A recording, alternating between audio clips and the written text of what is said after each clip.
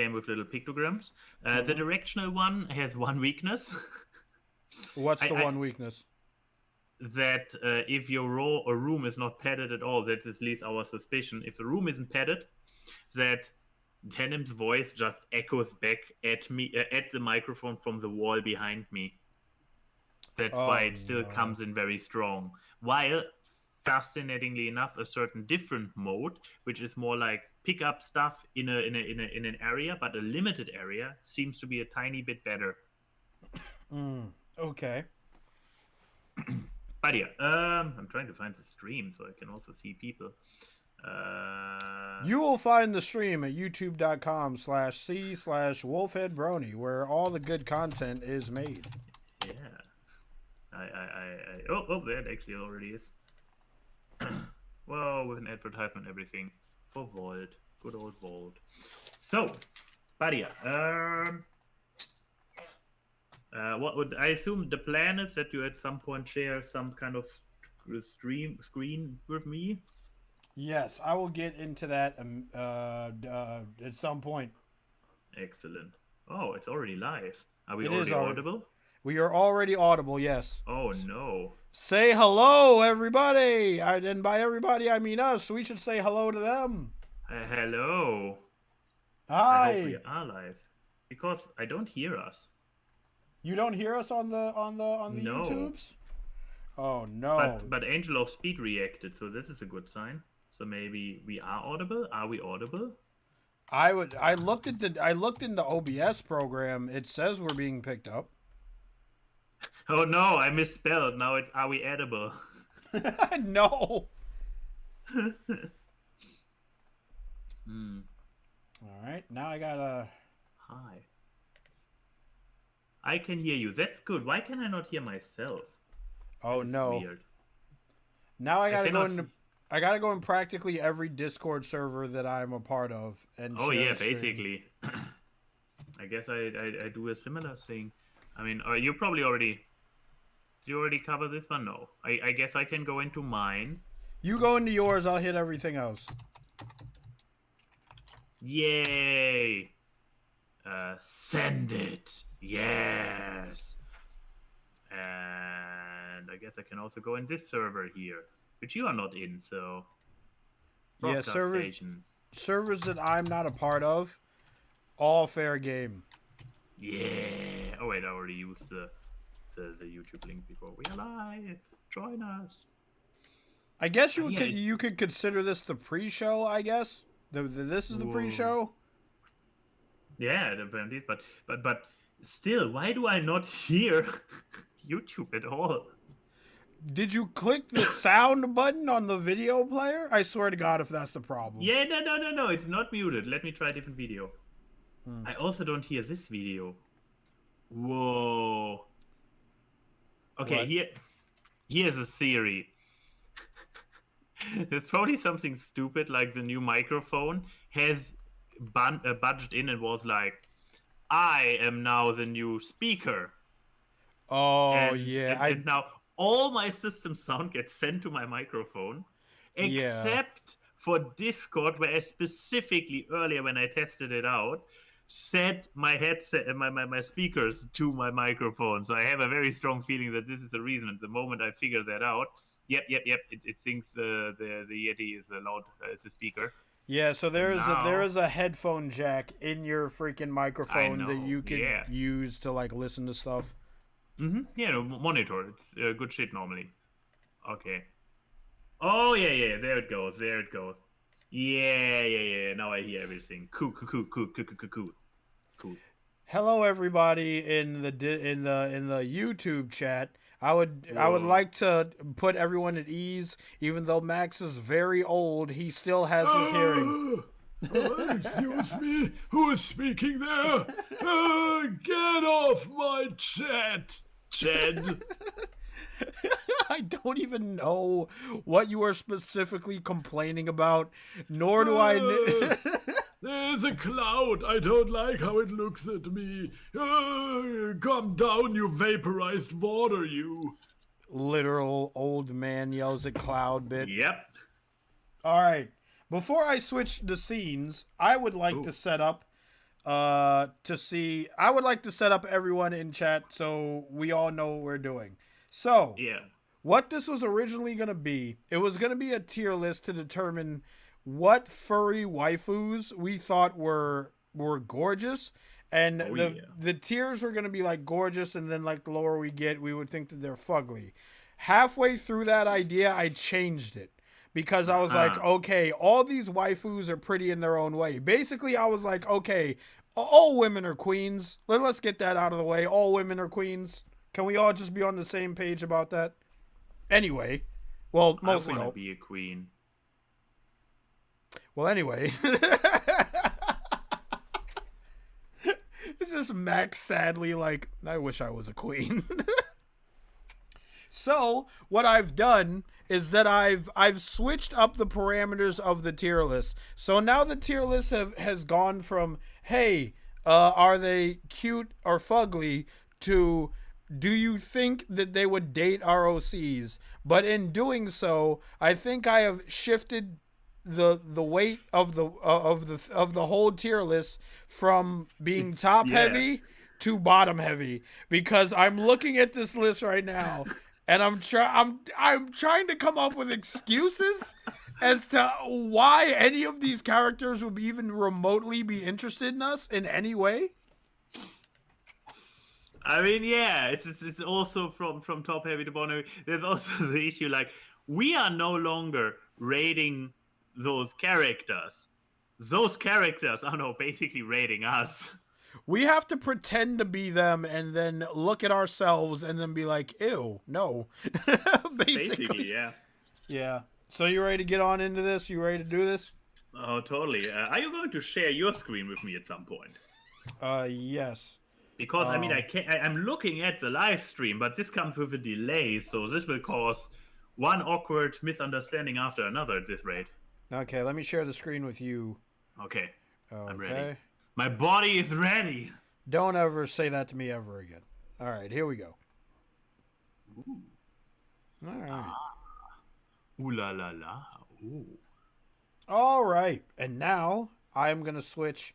It's like I have the Stream Deck, but I don't press the buttons on it. And I need to get into the habit of pressing the buttons on it. I always open the freaking the OBS software and I just click.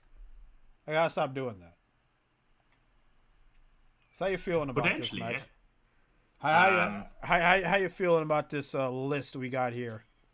I mean, as we pointed out, it's now suddenly a lot more about us than about them. Yeah. Because this is a waifu list, so probably everybody on there gets a thumbs up from us. Yeah. So, well. The question, therefore, is: are we ready to start jump into? Okay, what do we have here? We are married and have 5+ kids. Yes. We'd make some good memories together. I can relate to that. Do I have to have kids? I mean, if you love her, you will give her as many kids as she desires. Oh, okay. Another notch in the bed. You don't sound too excited. I am no dad material. I'm the corrupting uncle material, as I have proven in real life many times over. Okay, cool. And I have also proven many times over that it's a good thing I'm not a dad.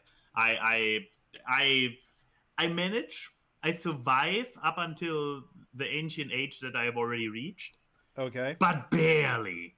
Okay. So hardly a week goes by in which I'm not at risk of destroying myself in one creative way or another. Okay. So, okay. Another notch in the bedpost.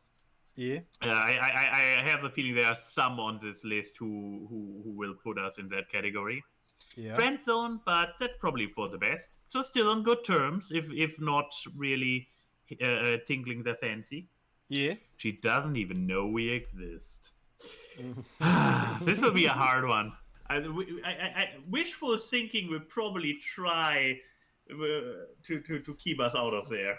But some of them, yeah. Yeah, some of them most definitely will just be like, who are you? No, I've never seen you before ever. Yep. Okay. All right. Should we start it? Okay, first up we have Aravi from Monster Prom, Yeah. specifically Monster Camp, I think. Yeah, but she is in Monster Prom too, so. But as a obscure side character who is, as far as I know, the thing that who was it?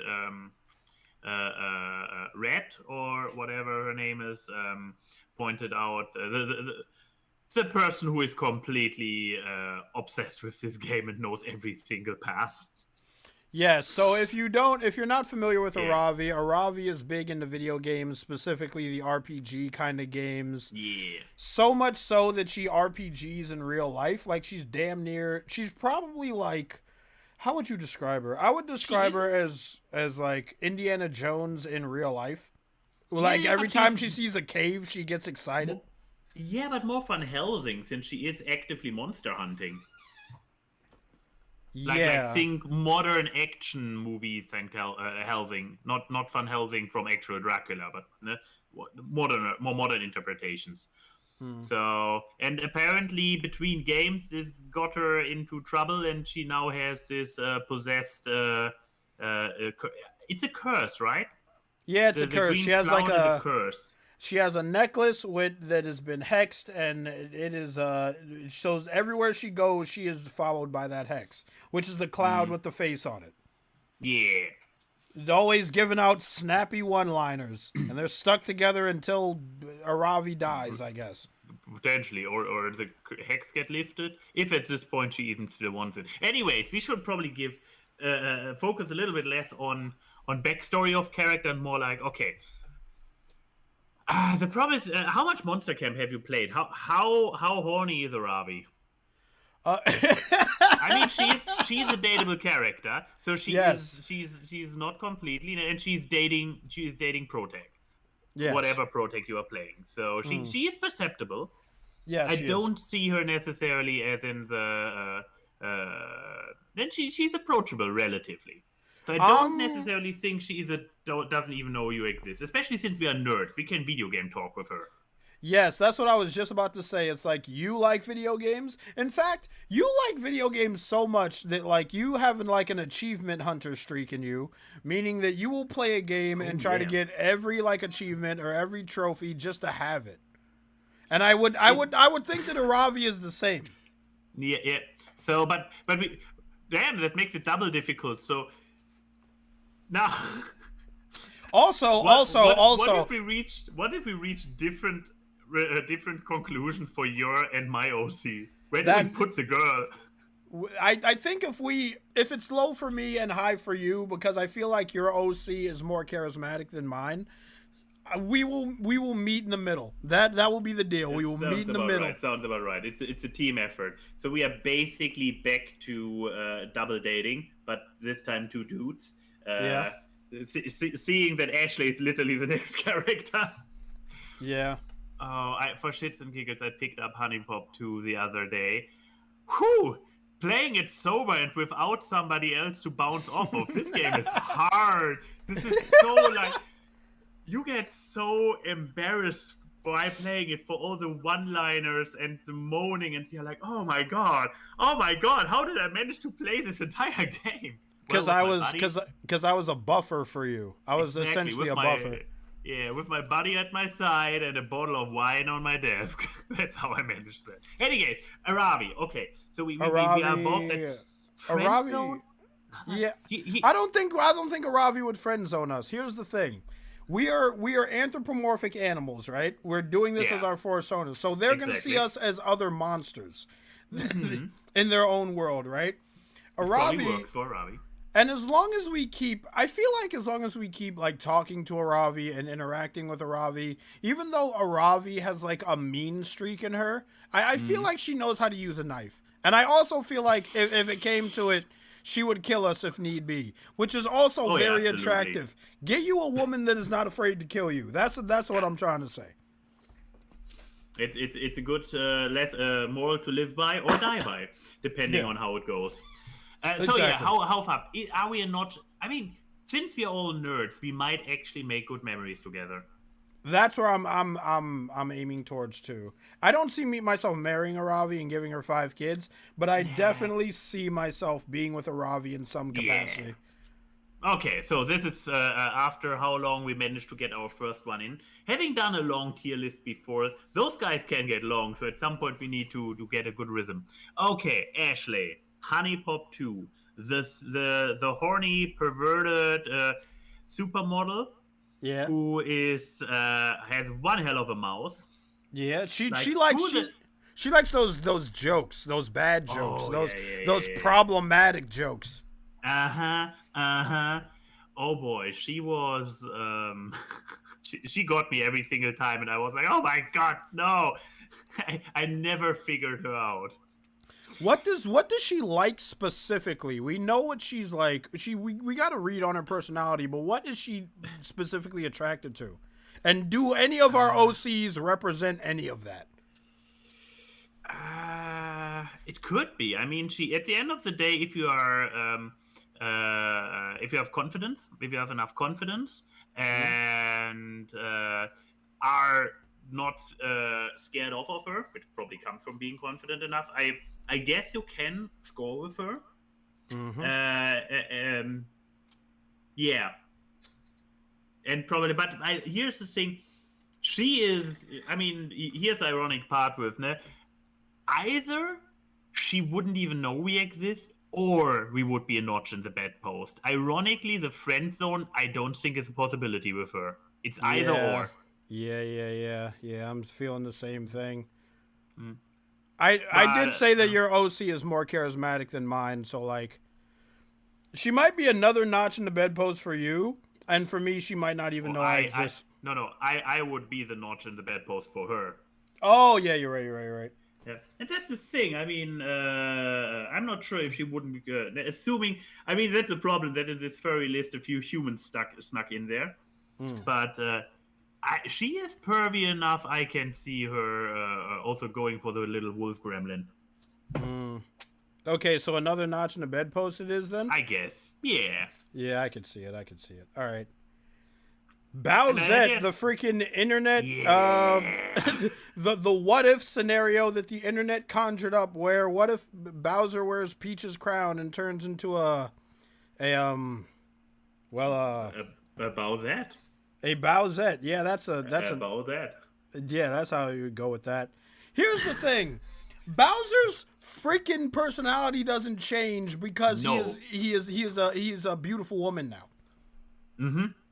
Which means that the only thing I've ever seen Bowser care about is killing Mario.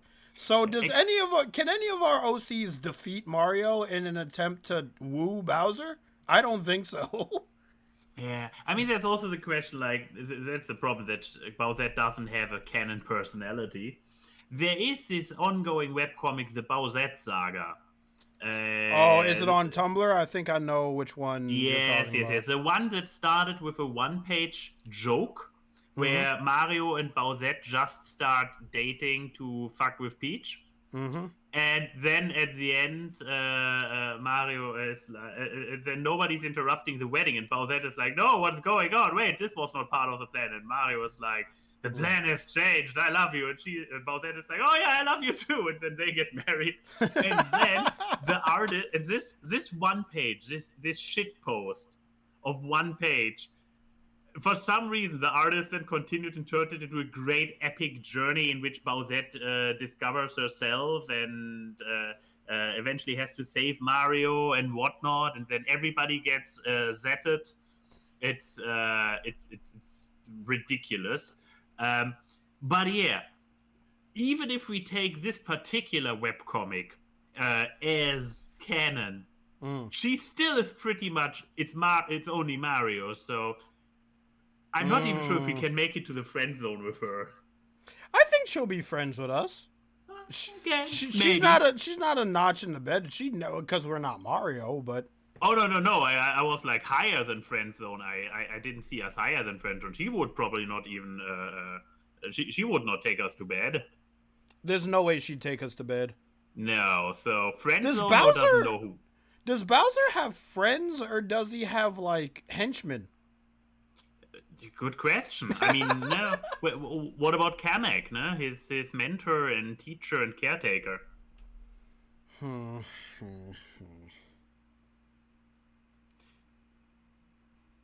But yeah, would she? That's the question where you're coming from, right? Does she have friends? I mean, again, the problem is that there's no canon personality for Bowsette since she doesn't exist in canon. I want. She's a very strong lady. She doesn't need us. She doesn't. She really doesn't. She's royalty. Yeah, she is royalty technically. Yeah. She probably doesn't know what we exist.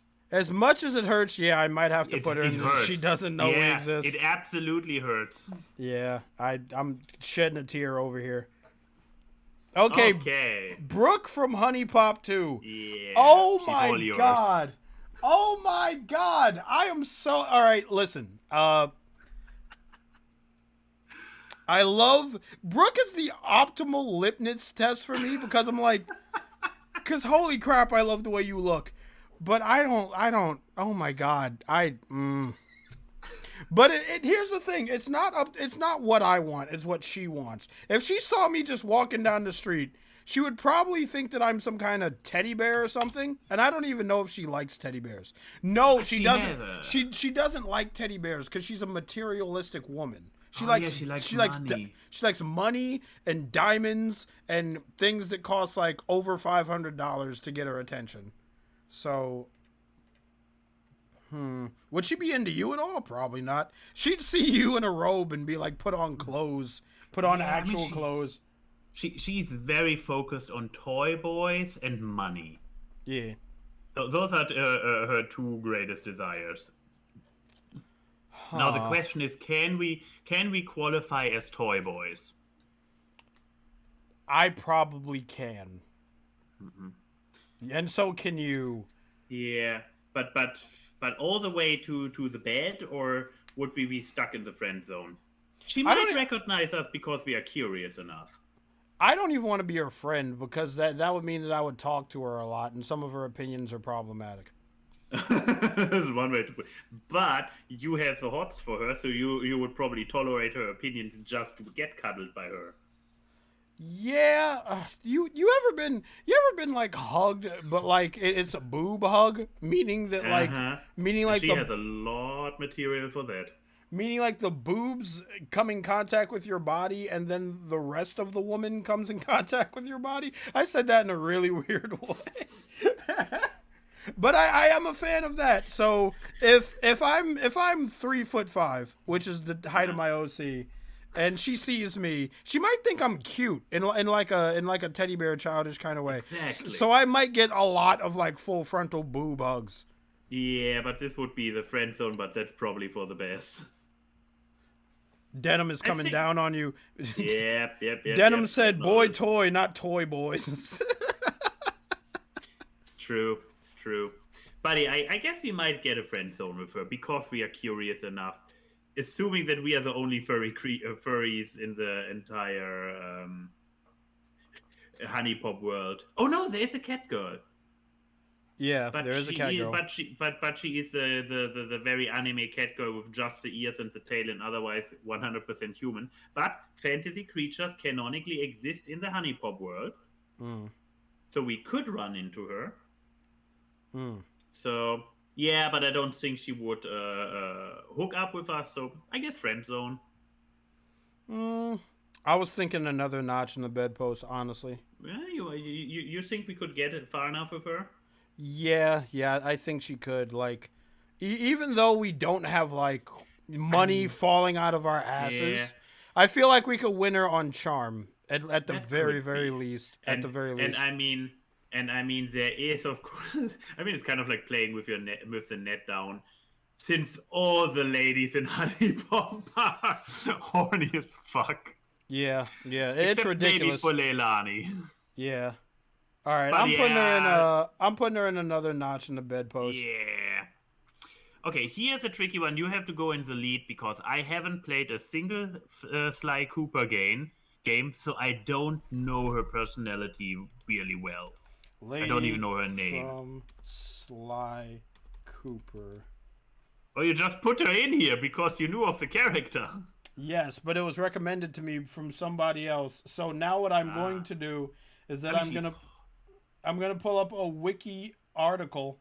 Mm-hmm. Sly Cooper character. No, that's not what I wanted to pull up. What is her name? Chat, what is her name? Because it doesn't say her name on the picture. Well, I believe it's something Spanish. Because she talks with a Spanish accent. Then, okay, what do we know? I found it. Ah. Carmelita Fox. So it's like caramel. Yeah, that sounds about right. But yeah, so she is a detective, a very, very determined detective. Think a little bit Senigara from Lupin, if you're more familiar with that guy. But female, with a very, very strong romantic undertone between her and Sly, but I'm not sure if it goes both ways. Can I read you a blurb from her personality? Sure, please do. Yes. Carmelita's outlook on crime is very black and white, firmly believing that any lawbreaker must be brought to justice, regardless of how minor or major the infraction was. Pursuing this vision with her shock pistol, don't know what that is. I mean, it's like a pistol, but non-lethal, to keep it kid-friendly. Yeah, possibly. Was extremely rigid in her view and pursued all criminals with equal determination, from murderers to jaywalkers to thieves. Even jaywalkers? I mean, that's what it said. Every crime, no matter how minor. Extending to Sly and his gang, both she and Sly have repressed romantic feelings for each other, and their relationship was portrayed rather ambiguously throughout the series until the conclusion of Sly 3: Honor Among Thieves. Oh, what is the conclusion of Sly 3? Are they actually hooking up?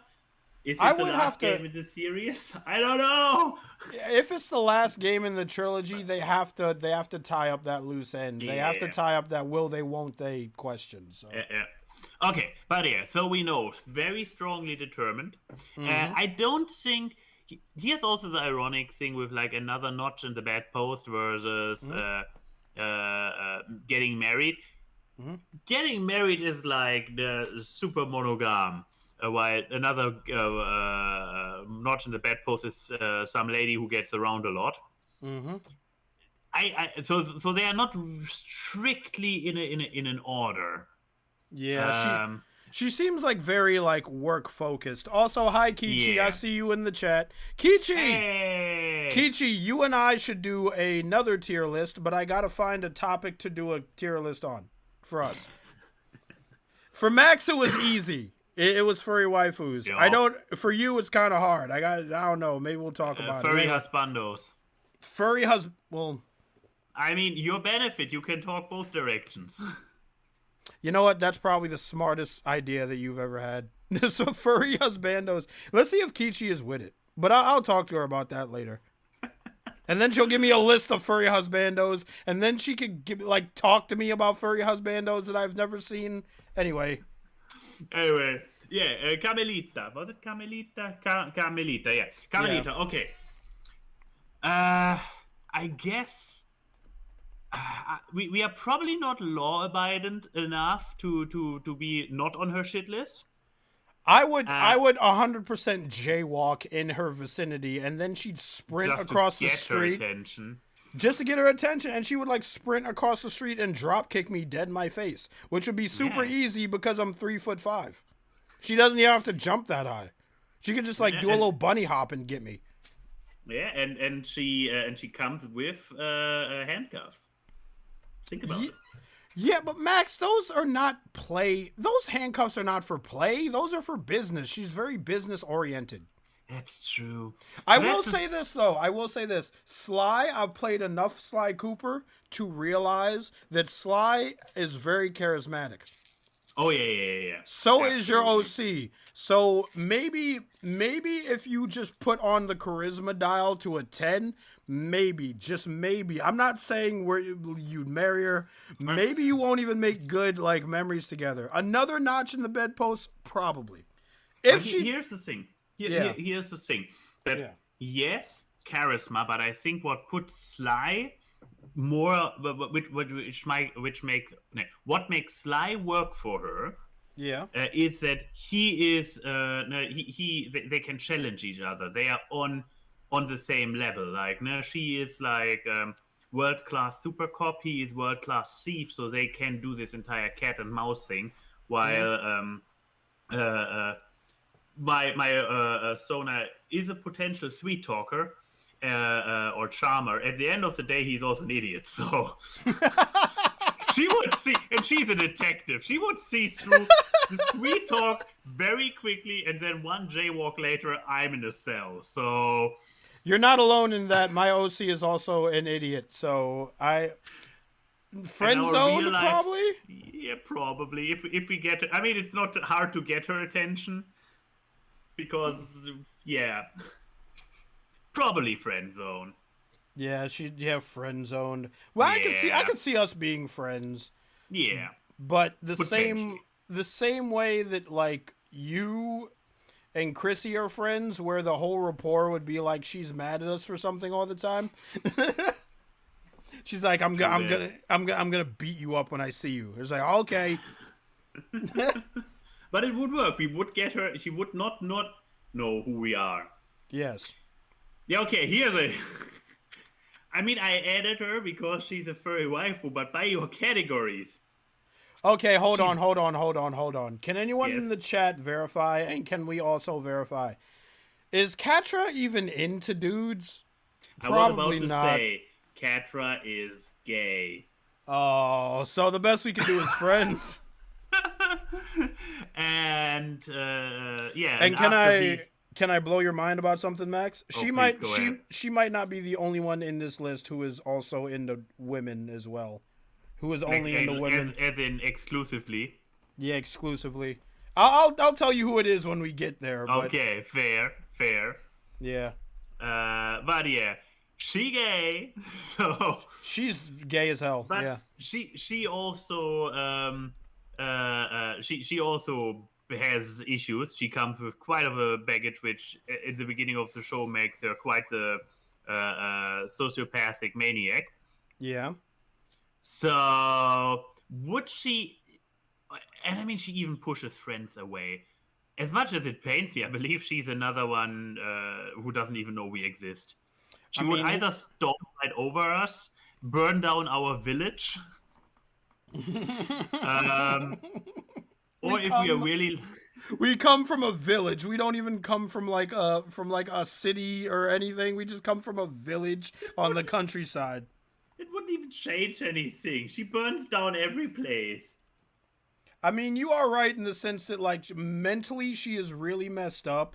At least like in the middle of the series, like we've seen her have some fucking breakdowns. Let me just say that. Yeah. She if we go like a little bit later down the line, then it might be friend zone with a big emphasis on. But that's probably for the best because she dangerous.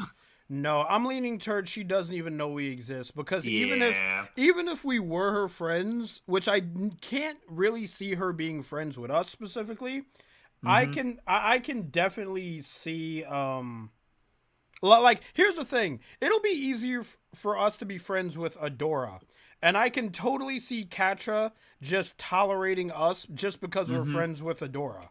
Yeah, you know, I'm with you. Let's put her in the.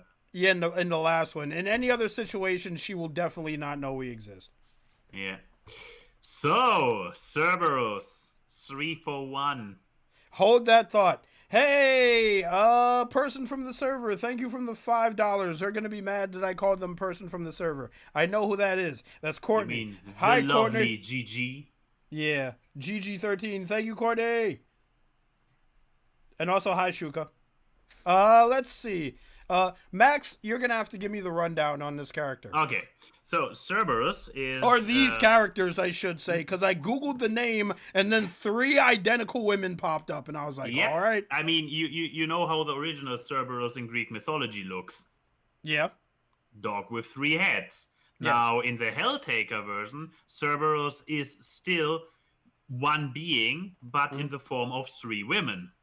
or 3 demon to be precisely, who are basically mentally in sync. So you get 3 for the price of 1.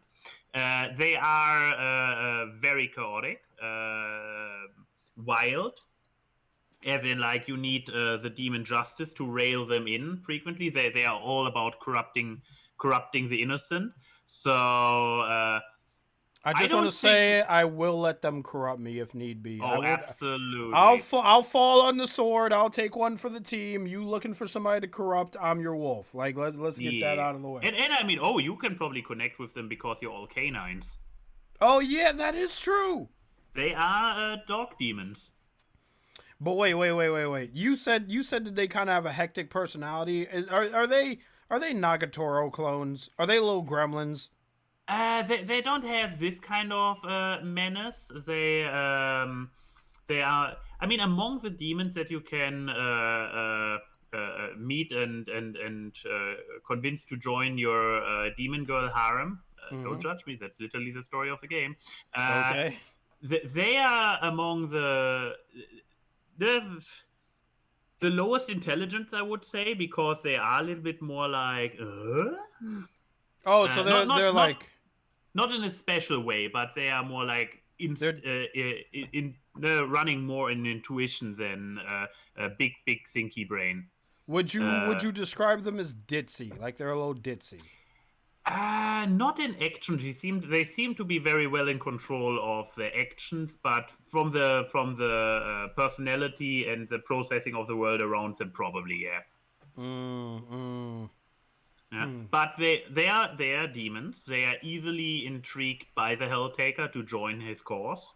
So we are definitely in the upper half of the board. That's what I'm trying to say. Okay. Would they marry us? How would that even work? You say they're demons. Does marriage in the underworld work? Can you marry 3 entities at once?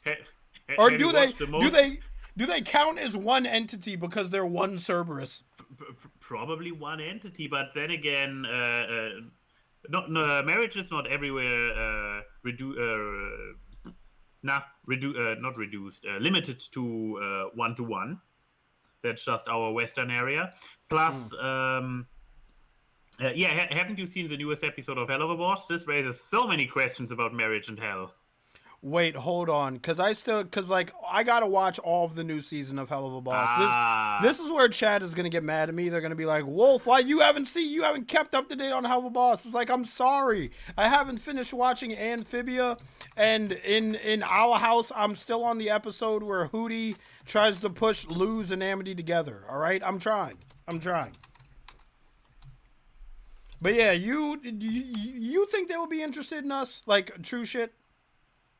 Okay, let's see. Marriage, probably. Then again, probably not, because they are not the type to settle down. We would make memories together, but are they good? Because again, they are more of a force of nature kind of personality. So I'm not sure. Not in the bad post or good memories. I mean, I guess we are both deprived enough to make good memories with them. But this really, you would get to go down with them, but how good the memories are is the question about you. And I guess between us, we might make good memories with them. We are unlawful enough as is. You know what? I want to keep them around. So let's say we'd make some good memories together. Yeah. Because they seem like a fun, interesting bunch. You know? They even though they're demons, they don't seem like problematic demons. Like, exactly. You know, like there are some groups of people where you're like, I can't bring you anywhere because every time I bring you somewhere, we argue and fight and you make things worse. I feel like even if they do like cause some kind of havoc, like it'll be that kind of havoc that's fun. They'll create a fun kind of havoc. So there is this one comic where I believe it's a fan comic or not an official one from the creator of Helltaker, but a very authentic looking one where, I believe it's a fan one, But it's like the Helltaker gets basically captured by some mafia guys, and then the demons are basically going on a rescue mission. And the last panel of the comic is like most of the demons and the rescued Helltaker celebrating, I don't know, Thanksgiving or Christmas or whatever inside, while you see all three Cerberus outside the windows with very, very big stomachs and the head of the mafiosi in front of them. So they are a risk. They are a risk to be around for sure. Anyways, what's her name? Claire, I believe. Claire from Lovers of Aether.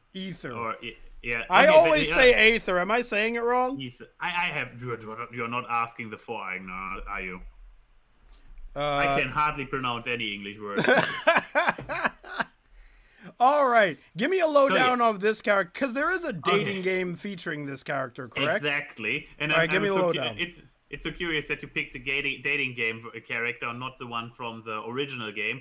In the original game, which is a Super Mario Brawl kind of game, okay, she actually comes from the post-apocalyptic future, travels back in time to influence the events in the past to save the future, kind of thing. So she's basically a high-tech warrior from the future, who's a survivor. In specifically where this picture is from, the Lovers of the Aether, which is, I have that game. I haven't got a chance to play it, but it's in my library. You can finish it in an hour. That is basically a fun little stream. I believe I completionisted it in an hour or two. Okay. There she is the exchange student because it's a high school dating sim, which takes all those badass fighters from the Champions of the Aether, the other game, the Aether something, and turns them all into high school stereotypes, which is beautiful. Okay. But yeah, she is kind of the cool one. The little bit fish out of water, but owning it, kind of. Because in the original one, time traveler, and the new one, exchange student. So I think she is reachable enough that she would know we exist. She would not completely exist above us. I feel like she'd talk to us. Yeah, she would definitely talk to us. So we made it to yellow at the very least. There's a thing, due to the genre of those games, I have no idea how DTF she is at all. Those games have not a single erotic aspect about them. We're flying blind here, Max. We're flying blind. I know. Okay. Let's assume that there's a healthy amount of the off-screen interpersonal interaction possible. That she's not completely uninterested in general. Again, here we have the thing that the notch in the back post and making memories together, they're kind of on different levels because it takes a certain personality to collect notches in the back post. Yeah, you're right. And with her, I don't have the thing that she is a collector. So it would be friend zone or the memories, or would she marry us? Because that's the question. I mean, even if we don't know much about we might not be heroic enough. Yeah, she might think we're lame. She'll talk to us, but she doesn't think we're all that. Maybe we could make memories, but yeah, we are probably no keepers for her. Friend zoned? Oh, completely friend zoned. That's hard. Yeah. Listen, I'm fine with being her friend, all right? Oh, absolutely. That's not bad. I know toxic masculinity is listen, if a lady friend zones you, you lose. I'm just man, listen. I'm happy. I'm happy. I'm happy to be anyone's friend at all. Okay. We are making a furry waifu tier list. I guess this train has long left the station. Okay, so friend zone then. I'm afraid, yeah. Let's be realistic. Okay, the next one is completely on you again. Okay, let me do some. I have seen her before, but I know nothing about her. Colleen from Road Rovers. I think she's also a very smart and powerful female character in media. Let's see. Go back. Get out of the thingy. Colleen. Let me pull up a personality thing for Colleen. Road Rovers. That's not even how you spell Colleen. All right, let's go. Colleen. Give me the personality pip. Not the image pip. I already know what she looks like. Oh God, all these ads. Personality, here we go. She is a She is a no-nonsense rough collie from the United Kingdom and the only female in the group. She gets along well with the team and with her good looks. Many of them have a crush on her. It is hinted that she has had mutual feelings for Hunter. That doesn't tell me anything. I mean, this is basically run-of-the-mill description for the female in a 5-man band. Oh my God! Is there? I mean, come on, this is an 80s property, isn't it? This cartoon, or maybe early 90s. From when is the show? It's an old cartoon, like 90s, exactly. Like 90s, like early 90s probably. Back in the day, having a female character who is allowed to be more than the healer was already peak. So her being the brains of the group was already a pretty progressive move back then. Furries were always ahead of their time. But yeah, so okay, I have the feeling she seems to be approachable enough that we would not end up in the bottom. But no, she is no nonsense, smarty. I don't think we will score with her, so we are friend zoned. Yeah, and that's probably for the best.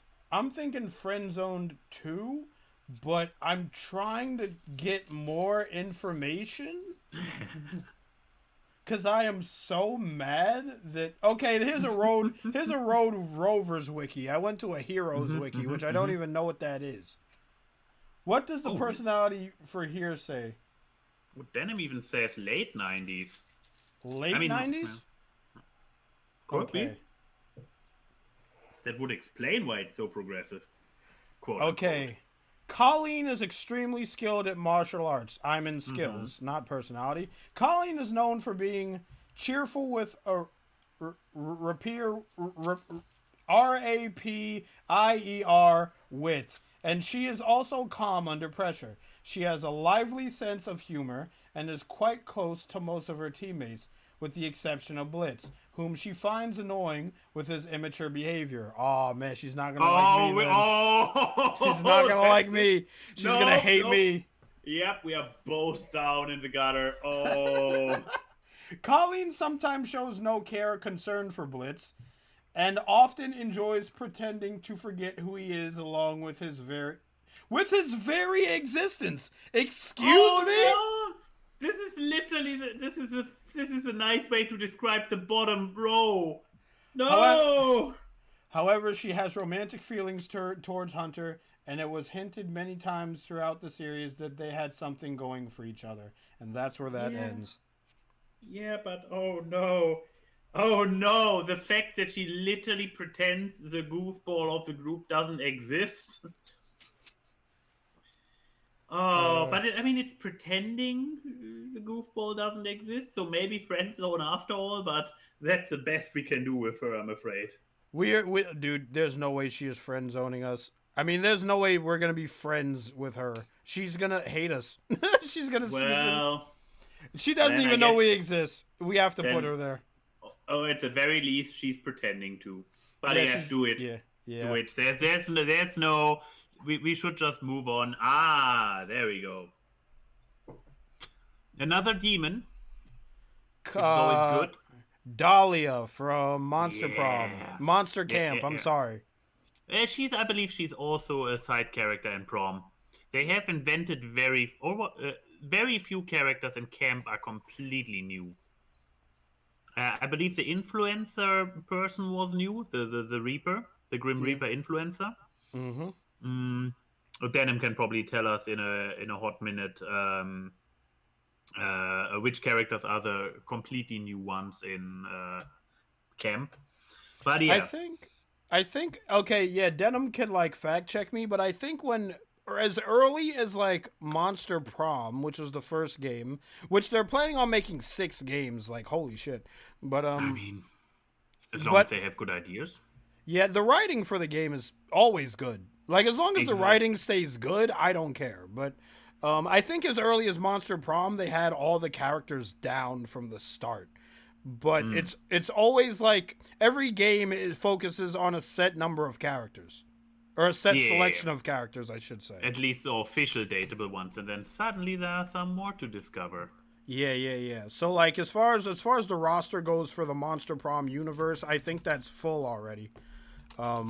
But yeah, it just comes down to what game you're playing. Anyway, Yeah. Dahlia Aquino, which I think her name is, once Mm. again, she can pick me up and pick you up and snap us in two like a fucking Oh, bamboo stick. absolutely. And That's given that, attractive. yeah, and given that she is a warrior, that's probably her first, the first thing she would do. Mm. Um, but I dare to say she's also DTF. She is very much DTF.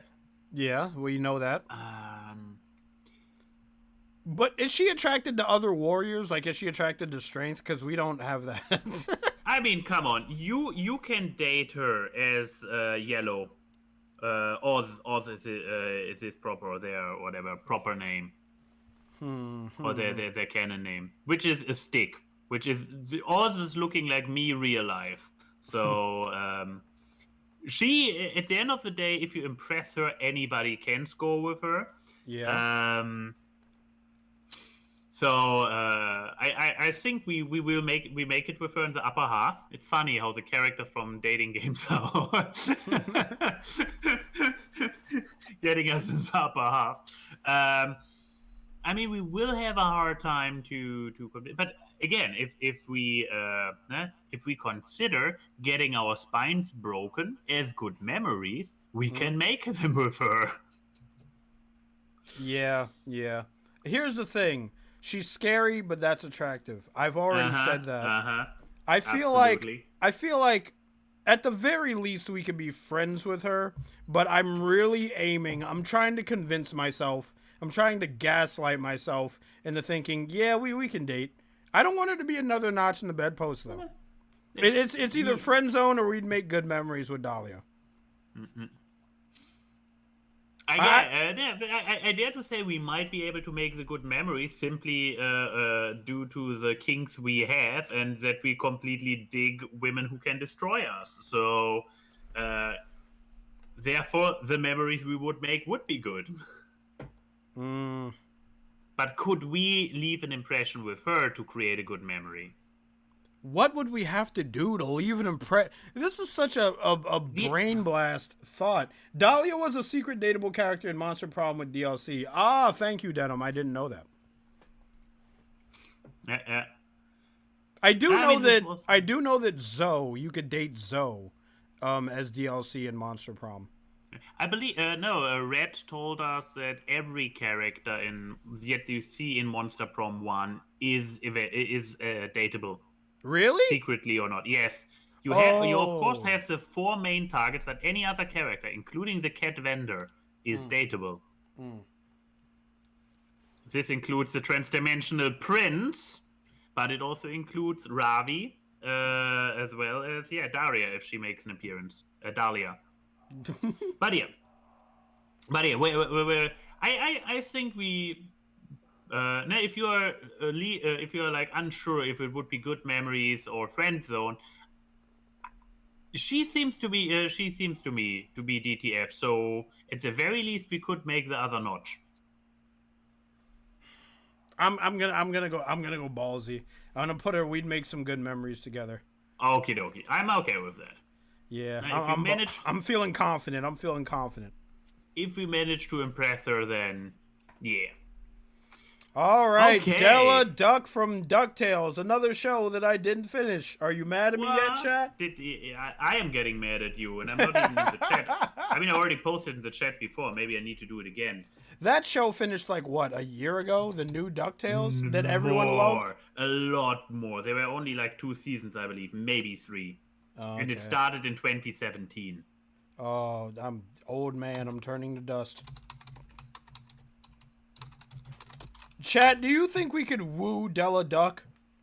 I mean, as long as we don't, like, you know, make her kids angry, I think she'd at least talk to us. She seems to be single. She is very approachable. So, yeah, she would definitely acknowledge our existence. So we are both we above that level. We made it there. I mean, ignoring the fact that it's one of the core family-friendly IPs of Disney, Della seems to be the type who would have her own adventures where she is not shy to get close to people, if you get my drift. Okay. And I'm also having a very strong feeling that she might go either way. You think so? Oh, again, keep in mind, it's a family-friendly IP, but if you subtract the family-friendly and are like, okay, so what would it be like without the Disney guidance above it? She is very friendly with some of the ladies. Okay, I get where you're going. But yeah, she has kids, so she is definitely also not uninterested in the dudes, which is good for us. Okay, marry and have kids? No, I don't think she would that easily get us into the family. Also, yes, that somebody, Odie was it, who pointed out, are you adventurous? We would have to keep up with her to truly impress her.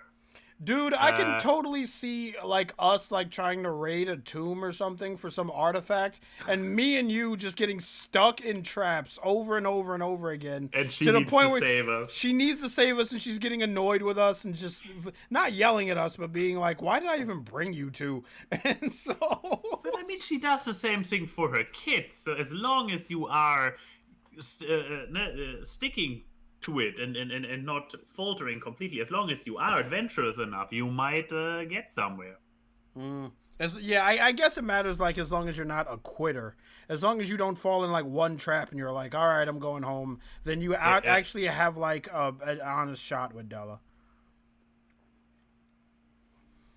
So do we but I mean, assuming that NSFW Disney means that Della probably gets around, would we become a notch, or would we be able to leave an impression?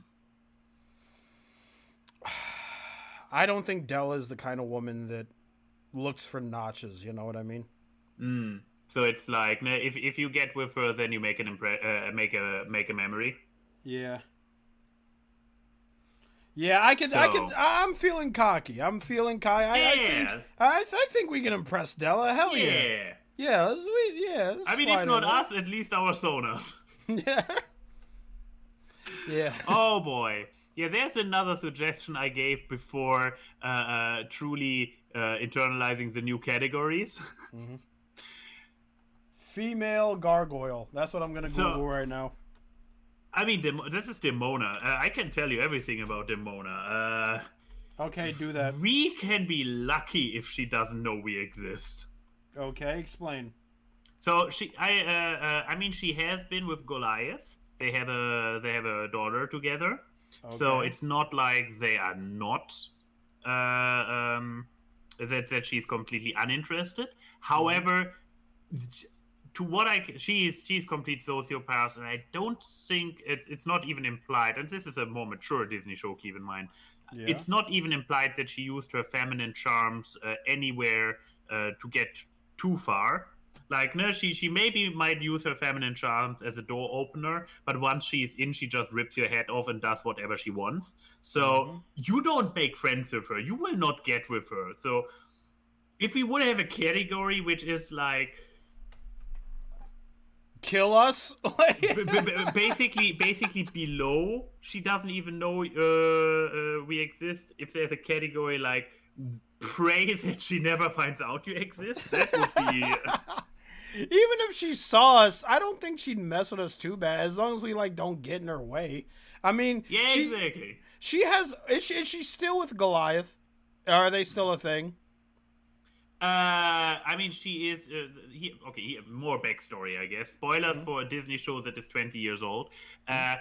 While Goliath and his other surviving gargoyles were frozen in stone for multiple centuries, she wasn't.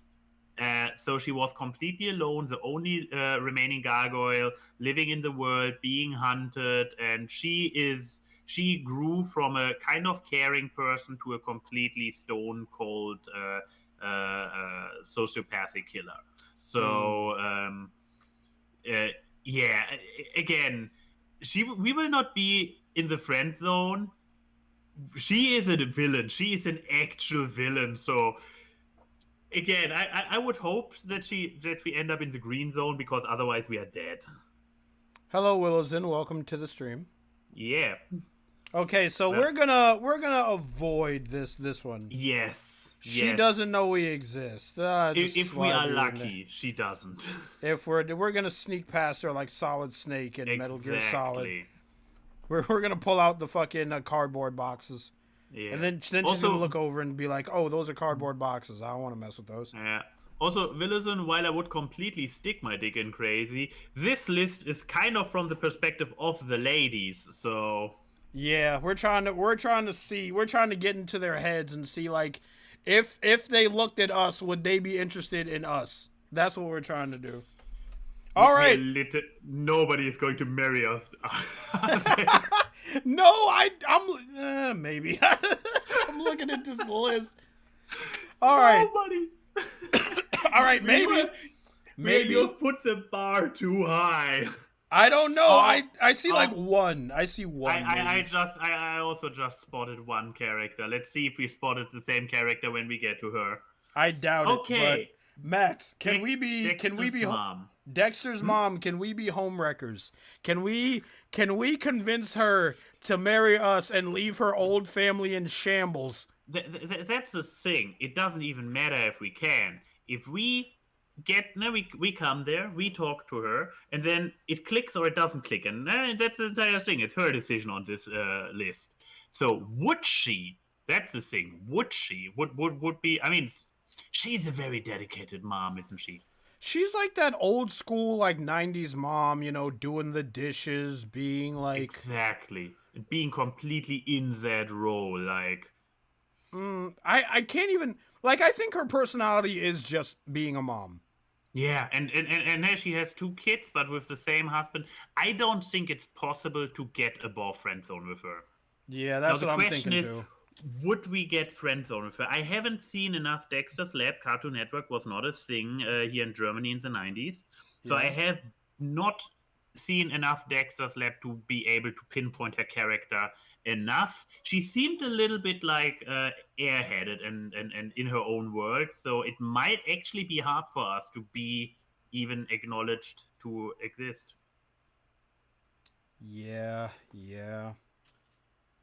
Then let's not drag it out. Let's do what we have to. Okay, so friend zoned to the very bottom. Dude, I'm optimistic. I want to be friend zoned. Fair. I feel guess like we need to keep the optimism going. Otherwise, we will get nobody in the top column, top row. Yeah. I feel like if we lived next to her and she like came outside, she hung over the fence and talked to us, like 100. She wouldn't like get in bed with us or like put her whole family in jeopardy or anything like that. But she would talk to us. She'd like if you would live in the same cul-de-sac, we would be 100% friends. That's true. Yeah. Okay. I don't remember Dexter's mom having any personality other than being a mom and having a dump truck. That's probably why I put her in here at all. Yeah. All right. Danielle Foxington from the hit movie Bad Guys. I feel good about this. She can dance really well. She can dance. She can do with those legs. Yeah. Oh. The question is, would she do that for us? That is the question. And we have once again the problem that I don't think she is the type to collect bad notches. Yeah. However, if you get to her, she's probably the type who is willing to make memories with people, but not on a bad post level. Yeah. So it's like all or nothing with her. I mean, once again, you are a canine, so you probably have already a leg up with her. Yeah, it's like, dude, I'm small, like, and I'm kind of like coasting against the possibility that like regular size anthro furry characters will see me and think I'm a teddy bear and then just want to carry me around. I'm coasting on that so hard right now. That is the dream that I am selling right now. They just think I'm cute because I'm tiny. Yeah, I can see this working. And I mean, I have seen some of the your character here that you commissioned. Your character is not shy. Who, my character? Yeah. Yeah. The little Wolfman is not shy. If there's a commission for a character looking up to your waifu and handing it a single flower, you're all over it. Yeah, Tia did that. I remember that. And I would say, if you have the courage, and my persona also has more courage than me in that regard. Yeah. So our sonas probably are bold enough to approach her. And after that, if we can convince her and distract her away from the bad guy wolf, who she seems like very smitten with, who she seems to be driving across the country with right now as we speak, because we all saw the ending of that movie. Spoilers a little bit. I mean, like, even in that ending, however, it didn't seem necessarily too sparky between them. Like they are on one wavelength. They are cool with each other. But they're definitely cool. They don't seem completely committed. So I dare to say you can make some good memories with her. Or she with us. I'm feeling optimistic. We can romance Danielle Foxington, no problem. Diane. I can't even get her name right. Oh my god. Okay. Dominator. After this, Lord Dominator. No shot. I'm shooting us down. Yeah, If she's not shooting us down, I'm shooting us down, and I will explain why. Well, Dominator is not even attracted to people in general. You know what she's attracted to? She's attracted to power. Destruction and control. We are not any of those things. She will step on our skulls to get to where she's going, and not even look back. So straight up. Similar situation as with Demona. I guess that's doesn't know we exist, and that's probably for the better. Yeah. This was probably the fastest one, but yeah, and she's gorgeous. Believe me, Dominator is gorgeous. When she sheds that armor, which I gotta come up front, before they revealed that Dominator was like a female alien, I was like, man, this dude is kicking Wander's ass. And then she comes out of the suit, and I'm like, who is that? You know? Yup. And I remember doing the bad guy song, this hip shake. I have the GIF saved on my computer because it's always good to have it handy. Okay, good to have it handy. All right. I believe I also for testing something, and I needed to upload something in our system at work. I might have used this GIF, and now somewhere in the database of our company there's a GIF of Lord Dominator shaking her hips left and right. Okay. I mean, as long as you didn't get in like trouble for that, as long as like your coworkers didn't come up to you and like, Max, you want to explain this? You want to explain why you have a cartoon character shaking their hips on my screen? Oh, that's a fun thing. I'm the administrator, so I'm probably the only one of the few people we can even track where this came from. All right. Okay. All right. Let's see. Critical Role character from Critical Role. Yep. 100%. I mean, she is so down to fuck. But She's a tree lady. No. She's a setter. The guy, the with goat legs. Okay, that I don't know if that turns me on or turns me off. Continue explaining. But yeah, she is very mischievous. Her party members. She started out being just the most like she has little frills in her hair and is very flowery and whatnot. But the first red flag is that she has a little fire elemental in the form of a monkey on her shoulder, which she sends to her enemies. A fawn. Okay, a fawn is the name of the race, not a satyr. Satyr is probably more druid fawn.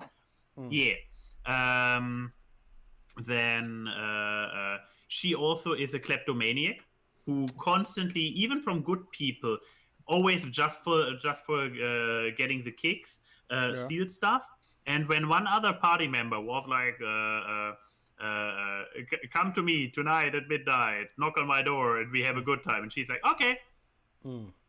So yeah, she is. The question is, will it be enough for memories, or will we just be a notch? And with her, I have the feeling we might be notch material. You think we'll be notch material? Well, you know way more about this character than I do.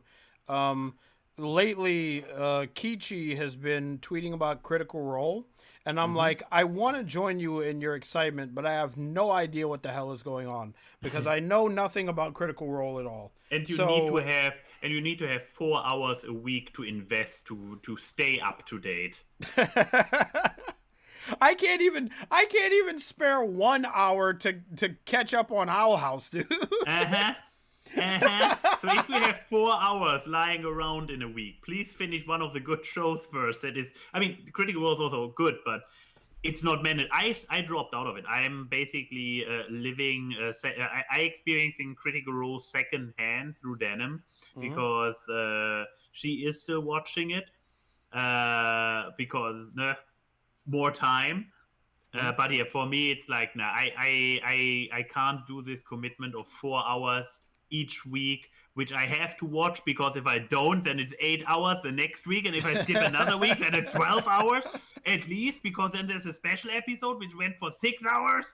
Yeah. But yeah, I would say not at least because the column is getting a little bit low, but another notch in the bedpost. You're confident with that. Yeah, she would totally fuck us, but I'm not sure if we leave that much of an impression given who else is around her in her life. Okay, Fenico. This is the only character on this list that I think we would marry. Really? I mean, who would marry us, you mean? Who would marry us? I think we can woo Fenico. Why are you laughing? I'm serious. I mean, first of all, because it wasn't my character, so there might be a second one. But Fennec, okay, make your case. Why can we score with Fenneker to the ultimate degree? Fenico is the most normal character in all of Agretzko. Like every character in Agretzko has like not something wrong with them, but they always have like this kind of streak in their personality that makes them them. Fenico, aside from making me laugh, because Fenico is kind of like a Fenico sits in the background and laughs at whatever's happening, and she just looks at her phone and she's on social media, and that's it. Oh, and she always tries to be like a love coach to Haida, which I didn't see the current season, but as far as I know, Haida and Agretzko are now dating, so I guess she accomplished that. I guess. Yeah. She did, but she also, I believe, it was in the recent season where she at some point was like, "I have been your wing woman or I have been in your camp for like so many years. God damn it!" So she is actively basically matchmaker for the two. She has a little bit of an obsession with social media, so she also has a little bit of a neurotic side to herself. So, but she might still be the most normal character in Agretzko. Let's put it like this. Oh, Wilson brought up something interesting. She's also a hacker. Is she a hacker or is she just a social media whiz? Because I don't think she's necessarily a hacker, or at the the finale for season 4, I assume, is when there might have been some hacking going on. But she knows her way around with tech, so at the very least. Something is telling me that there was a moment in the early seasons where she did something. Like, my brain is telling me, like, she found out something about Agretzko. That the Agretzko was dating because she could tell from backgrounds in her Instagram picture, like the place, the time, and the second glass of water or whatever. Yeah, that doesn't make her a hacker, but I get where he's coming from. Why he would say that. Social hacking. Yeah, basically. Social hacking, yeah. But yeah, no, she actually done hacking using script kitty stuff. Okay. So might have been, I assume, from season 4. Yeah. Most hacking is done with zero coding. That's also true. I feel like, because like there's no sub story with Fenico being infatuated with anyone, right? Like straight up. Nope. This is why I think we can marry her. Nobody has even approached her with the idea. So how do you know that? How do you know that she'll say no to us? Assuming she is interested in dating at all. Yeah. She might be ace. With her, not a romantic, because she can enjoy the romance of her friends. Mm-hmm. But let's assume she's not ace, because if we assume she's ace, then she's definitely limited to the bottom rows. Yeah. I feel like we can woo her. I feel like this is the ace we need. It could be. Wait, Fenico has a true love. Oh no, what might it be? Is it Facebook? Is her true love Facebook? I swear to God, if it's Facebook. Oh right. Oh yeah, she was playing that game. She was playing that game. But this might actually work in our favor. Like, it's like, hey, we are almost like this unicorn, but you can touch us. I mean, we can share. I could tie like a cardboard cylinder to my head and pretend I'm a unicorn. Yeah, and then she can call you Phantom Horn. I see. Oh yeah, she spent so much money on it, but still giving Agretzko a hard time for it. Nevertheless, fucking hypocrite. I love her even more for that. I feel we can convince her. Put her up there. I'm putting her up here. Exactly. We need to fill this role for feeling better ourselves. Okay. Gadget married the Fly. Did I take all the wind out of your sails? I remember that scene from that movie. Here's the thing. Are we talking about Gadget, the meta character from the movie, who is an actress who married her co-actor, or are we talking about Gadget, the character within Rescue Rangers? Let's go with the second one, because if we go with the first one, then we're dead in water. And then again, if a fly can woo her, our chances are not too bad, are they? But yeah, let's go with the latter anyway. It's like with the actual in-canon character. Here's the thing. Yeah. She is maybe similar to Fenico. So she is completely obsessed with her tech stuff, to the point where she doesn't even notice those two love-struck idiots who are constantly fighting over her. Yeah. So she's completely in her own world. But if we can get her out of there might be chances. So let me see. You've cracked this cockamamie scheme where if we get her out of her work profession and we whisk her away to some romantic paradise, we can convince her to fall in love with us. Is that what you're saying to me?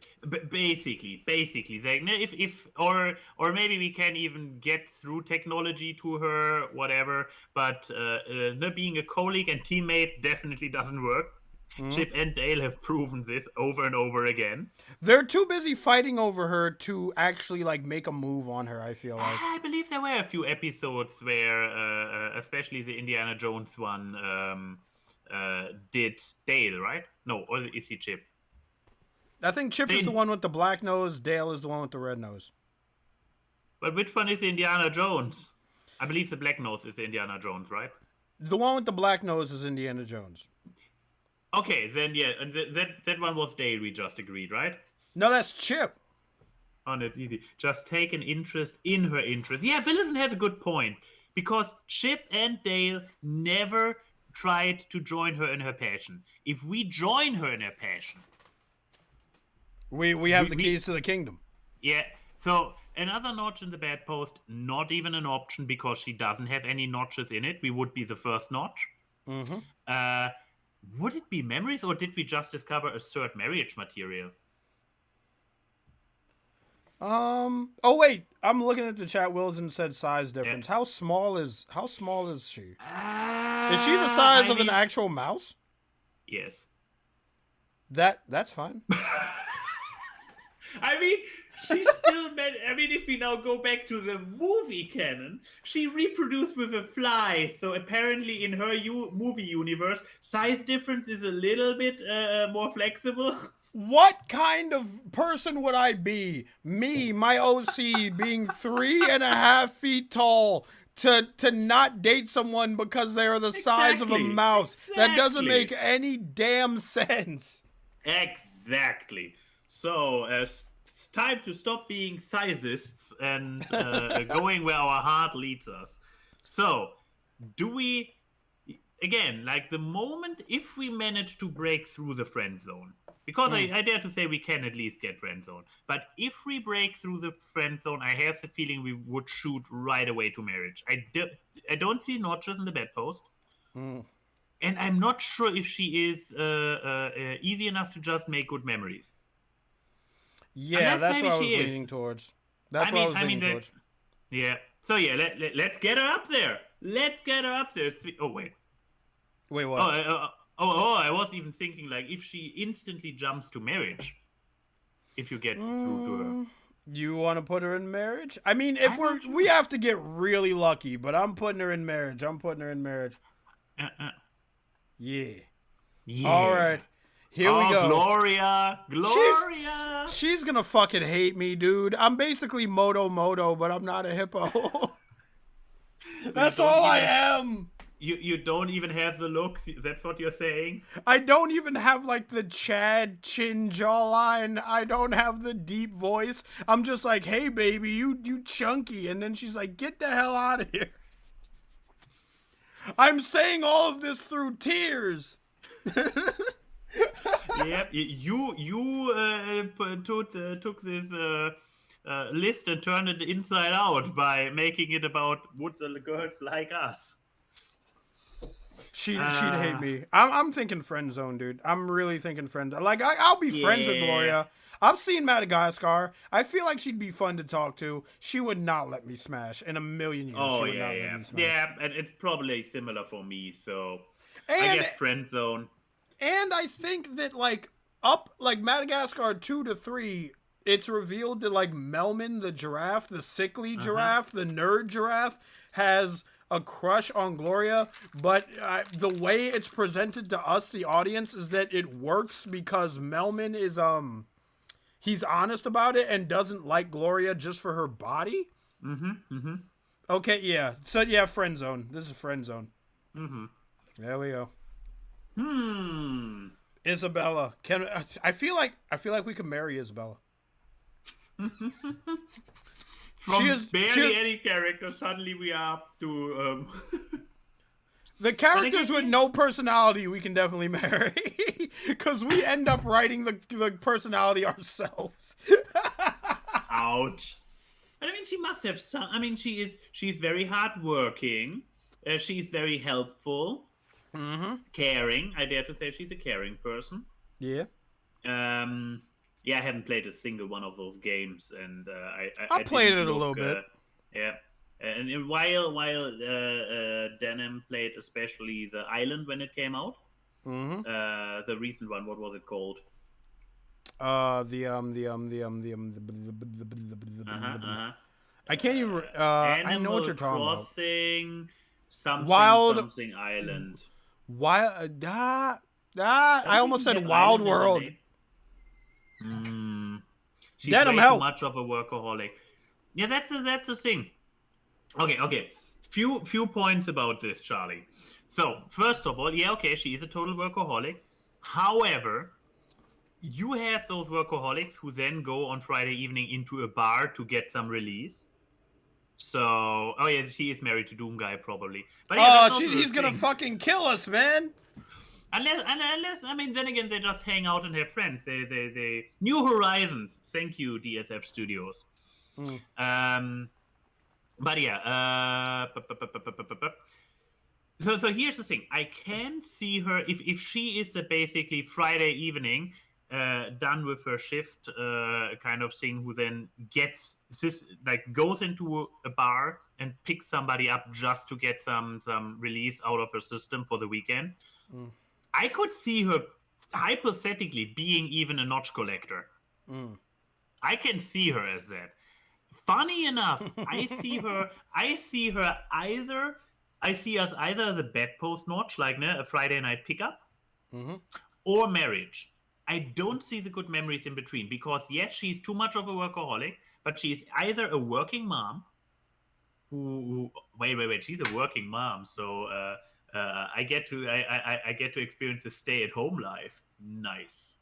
Oh, that was my great dream. I was dating a medical student once, and I was like, "Hey, honey, when you become a doctor, I can stay home and become a professional YouTuber." Yeah, I'm sure she'd love to hear that, man. I mean, she was together with me, so she could take those kind of one-liners. Nevertheless, Isabel is so sweet and just so like not easygoing, but like she is a hard worker. Like everybody in chat is like, we don't know what she does Friday evening. But everybody in chat. Sorry, everybody in chat is. Everybody in chat is like she puts work first. She's very work oriented, and if the internet has taught me anything about Isabella, is that she'd be friends with Doom Guy. And that's true. If she would be friends with Doom Guy, why wouldn't she be friends with us? Why wouldn't she give us a shot? Oh yeah, that's the thing. I'm absolutely. I mean, she knows every villager and everything, so I'm 100% sure she will know who we are. We are not in the bottom row, but the question is, where can we land? But I mean, that's a fair point. She is very work-oriented, so she might not be easy to crack for marriage, because if she would, then she probably already would have. So she is married to her job. Now the question is, does she fuck? Because if she fucks, we just need to be in the right bar on the right Friday evening, and I'm pretty sure we both are pleasant enough that she is like, you know what, you are my Friday evening date. I mean, if she fucks, she definitely doesn't kiss and tell. She's not that kind of woman. Yeah, of course not. It's anonymous relief sex. You know what? So Let's. We had the rule of optimism before. I say we keep the optimism and end up as notches and bedposts. Okay. All right. Yeah. Maybe Isabel has a side to her that we don't know about, that Animal Crossing does not tell us, where she does go to bars and she's like, "Hey, I'm looking for a nice night." She needs to keep the burnout off one way or the other. You know what? I'm fine with this idea. Yeah. Complete fan fiction, but whatever. Judy effing Hops. I have been told she is good at multiplying. Listen, man, I'm so tired of that bit. Did you see my video where I caught on to it after everyone else caught on to it? I might have, yeah. She was straight up flirting with him, and she didn't even realize she was flirting. But Yeah. Let's see. She's into charismatic canines. I could probably put on a face and act charismatic for like 3 hours. But also the scandal, né? I mean, at the end of the day, Nick was a complete scandal. But there's also the thing. End of the movie. Are they BFFs or are they actually a thing? Because as much and as hard as I ship them, I might, if I'm honest, they might actually just be really good buddies. But Zootopia 2 is being made right now, so that might change. Then soon we will know. We will know in the end. One way or the other. Because, I mean, at the end of the day, actual interspecies relationships is something that we don't see in Zootopia at all. So this might actually be the new thing to overcome. If they want to take it that direction. And if they want to kind of repeat the theme from the first one... Which will be a little boring, admittedly, but... It would be, but if it's still about... I mean, it's still the same world, so the same prejudice could still be a thing. Mm-hmm. So who knows? Maybe they take it into the direction of... now that we overcame the entire predator stereotypes, now we still have a little bit of a segregation to overcome. But... Depends. Do you consider the pro-life Zootopia comic canon? I don't even want to talk about that comic. Oh. Max is in so much pain. do you know about the sequel? I saw the sequel where she's now also lesbian, because of course, if you're pro-life, get pregnant with your boyfriend, the next thing that happens to you is that you are lesbian. Yes, makes total sense. The natural progression. Yeah. But I mean, here's the thing, Max. Here's the thing. Back to Ken and Judy, please. Back to Judy. Here's the thing, Max. We can have, with our own OCs, we can have our own interspecies relationship with Judy if we can convince her that we are worth it. How do we do that? She likes charismatic canines. I did say that. She likes charisma. You have charisma. I have charisma. True. Wait, no, Max, you have it backwards. I can't wait to see what he types. Oh, he's just playing around. Well, yeah, there's also the question, like, with the delay, to what exactly he's reacting. But, okay, can we convince her? I have the feeling she's not ready for marriage. No, yeah. She, what is she? Oh, God, if she's really in her early 20s, she's a baby. Let's assume she's in her mid to upper 20s, please. She, like a lot of other females on this list, are very work oriented. She loves being a cop. Ever since she was a kid, she wanted to be a cop. Now she's a cop, and now it's all she focuses on now. But she might still have gotten some family values simply through her upbringing. But yeah, she's sassy. She comes from a very, very sex-positive community. They love to multiply. Yeah, exactly. And she has humor to work with. So I dare to say, we might be able to get in the upper half. Okay, I'm thinking we'd make some good memories together. I don't think she's another notch in the bedpost kind of woman. I think the same, that she skips that stage. So if we can land with her, then we should be able to make some good memories. Yeah. And I think we are both non-criminal enough to have a chance. I guess somebody who is outright criminal would. Then again, she's the godmother of a literal mafia baby. Yes, that is correct. She's actually not as black and white as you would think. Crystal! I don't know fucking anything about her except for that she is basically the non plus ultra furry waifu. Like, if any furry waifu list has her on it, because she is one of the oldest mainstream popularity ones. Yeah. I mean, maybe next to. I mean, we have also the cheetah from Thundercats, obviously. And she's like later 90s, right? Because the first Star Fox games didn't feature her just yet. She came out on a game for the GameCube. Yeah, GameCube is like, even after the N64, right? So this is very late 90s, if not early 2000s or something like that. Yeah. Point. Can I read you a blurb from... Yes, please. I need it desperately. The patented R-Wingopedia, which is the encyclopedia for Star Fox. Let me read this. Crystal is a vixen who hails from the planet Serenia having joined the Star Fox team after the plight of Cereria as the most recent member and taking the retired Peppy Hare's place as the 4th pilot. I didn't know that. At least until she was fired before the Angular Wars began, she serves as the team's telepathic advisor. She can read minds? Either we have an in with her, or we are so through with her. Alright.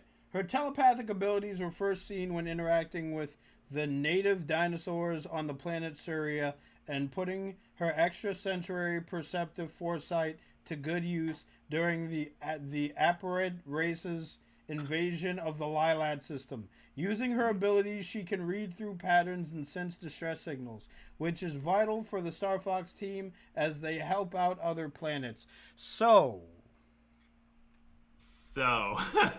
also, yeah, as Willison kind of hinted at with her, she is the heart of the team. She is another typical female in a 5-man band, even so I believe the Star Fox team is only 4 people. But that never stopped a 5-man band from being a thing, even with less members. But yeah, so we don't learn much about her personality except for being heroic and kind of the typical lady in a group.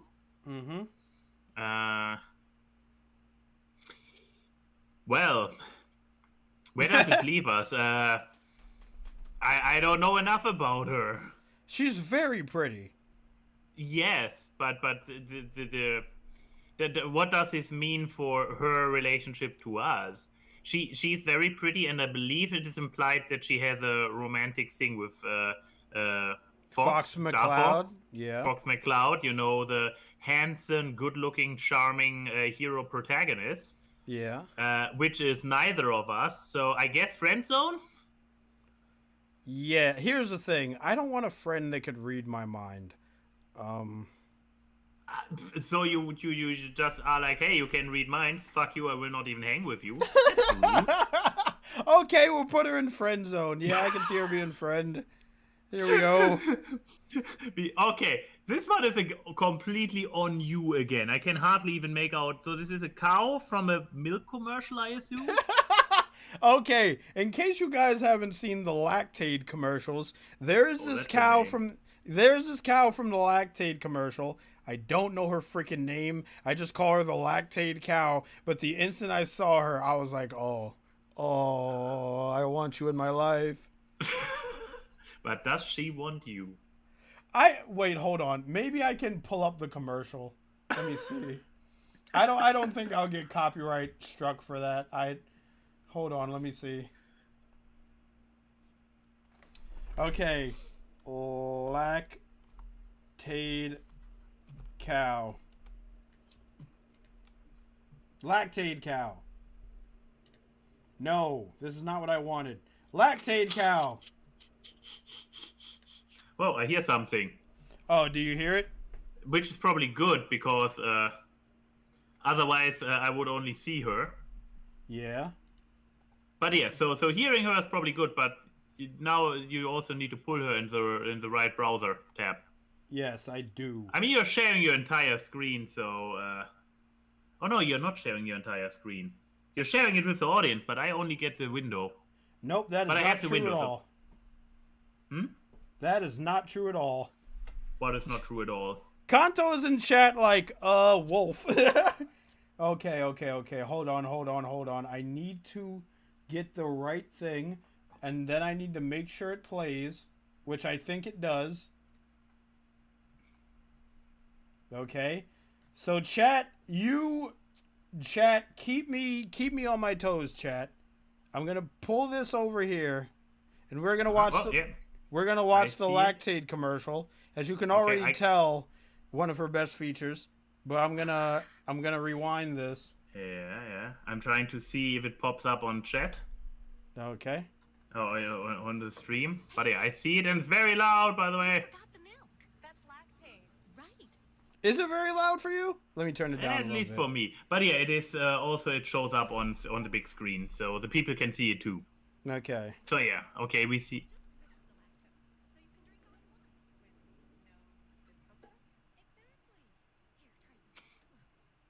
She is such a sweetheart.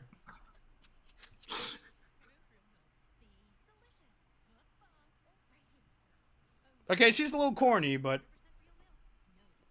I mean, this works probably in our favor. look at that figure! Oh my god, she is everything!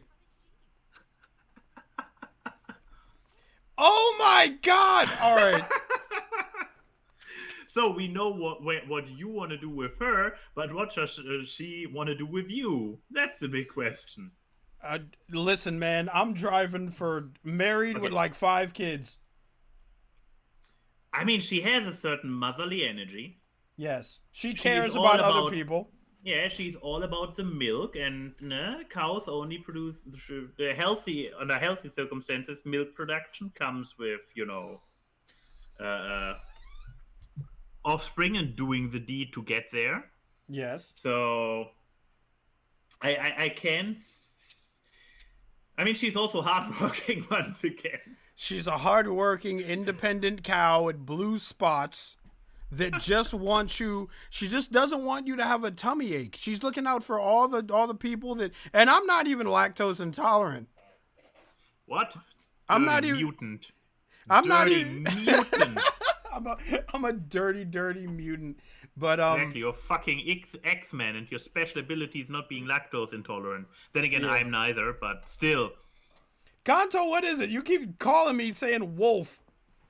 I think you Wolf, just Wolf, saw the Wolf. character. Hey, Wolf. hey, Wolf. Oh wait, it's Max. Hey, Max.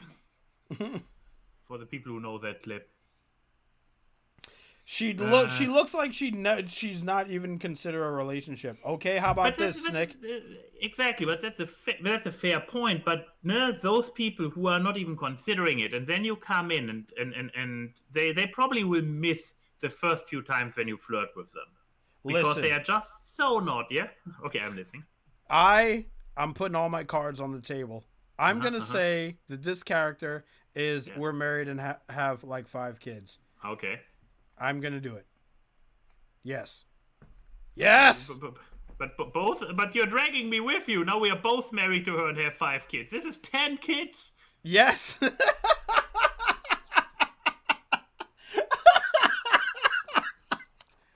Yes.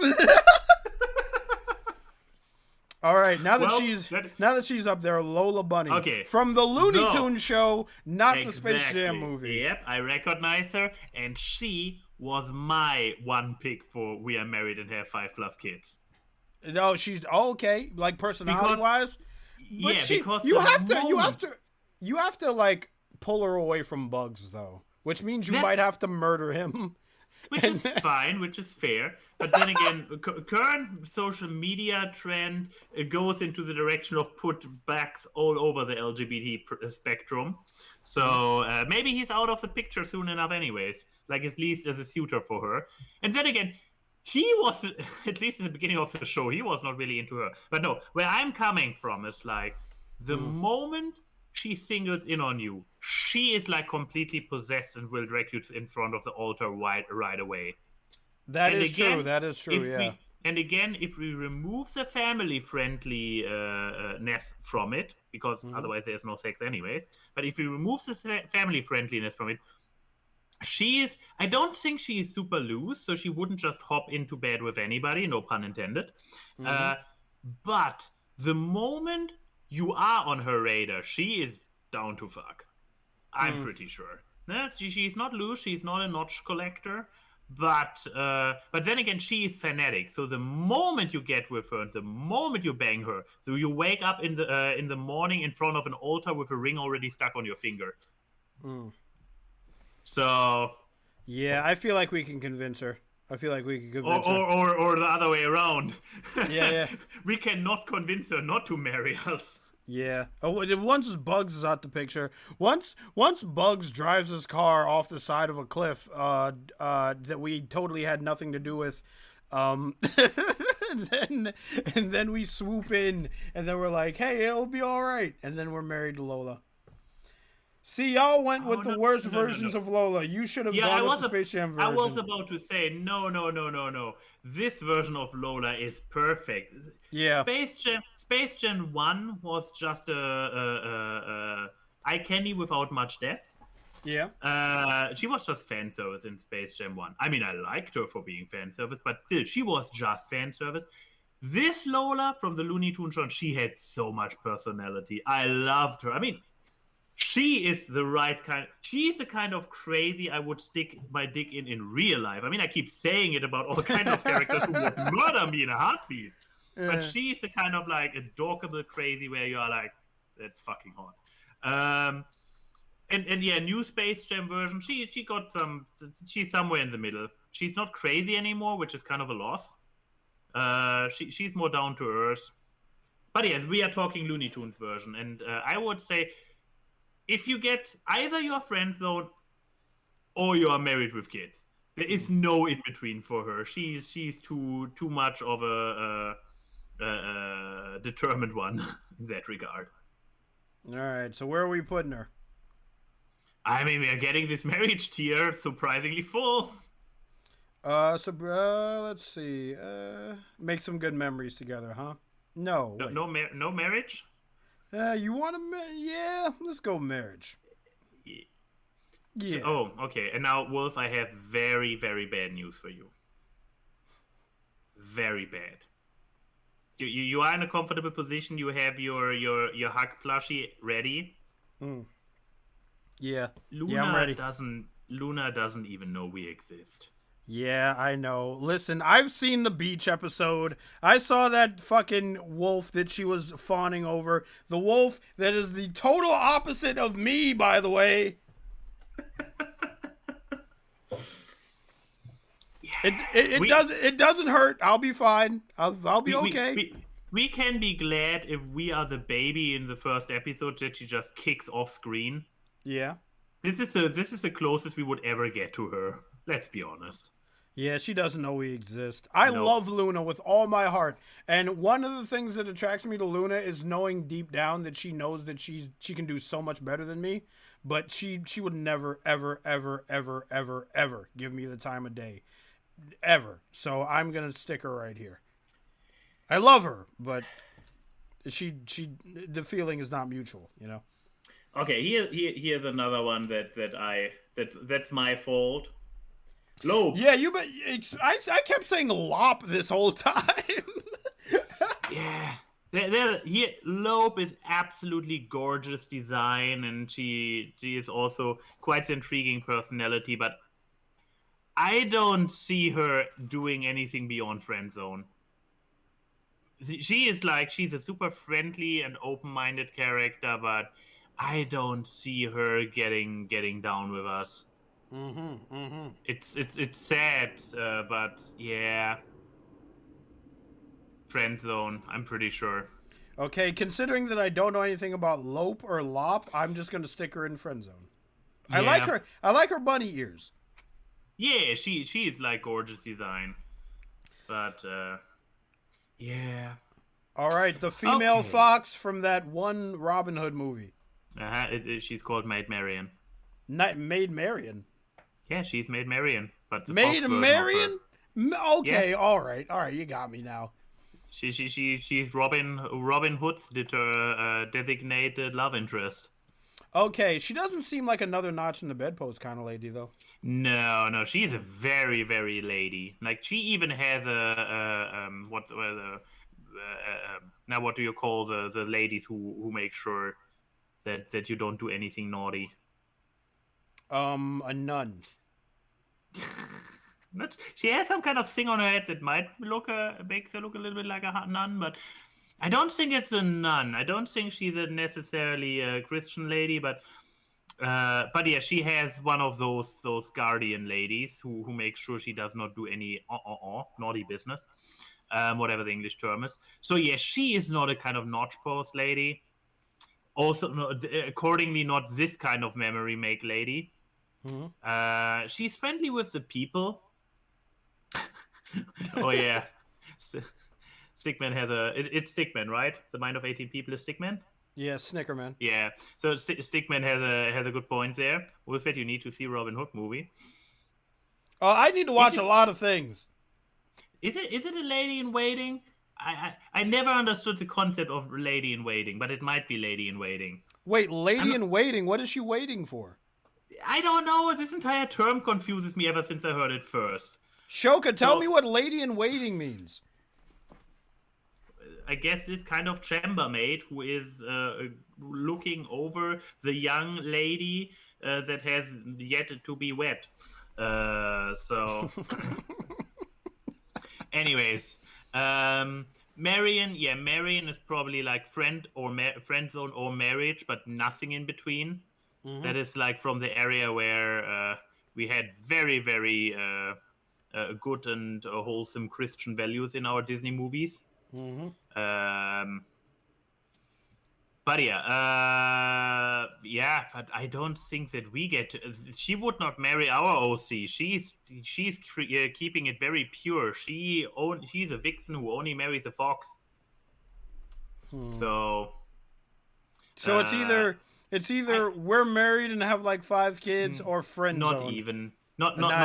We not even. We are friend zone. We are friend zone for her. Okay. Again, she's one of those Puritans who is like only getting close in marriage and only with some member of the same species. Okay. A ferret and a wolf. Nope. But will she wink at me from across the way? Maybe. I mean, she has a cheeky bone to herself, if I remember correctly. She had a little bit of a cheeky. If she could blow me one kiss, I would be a happy man. A happy wolf, I should say.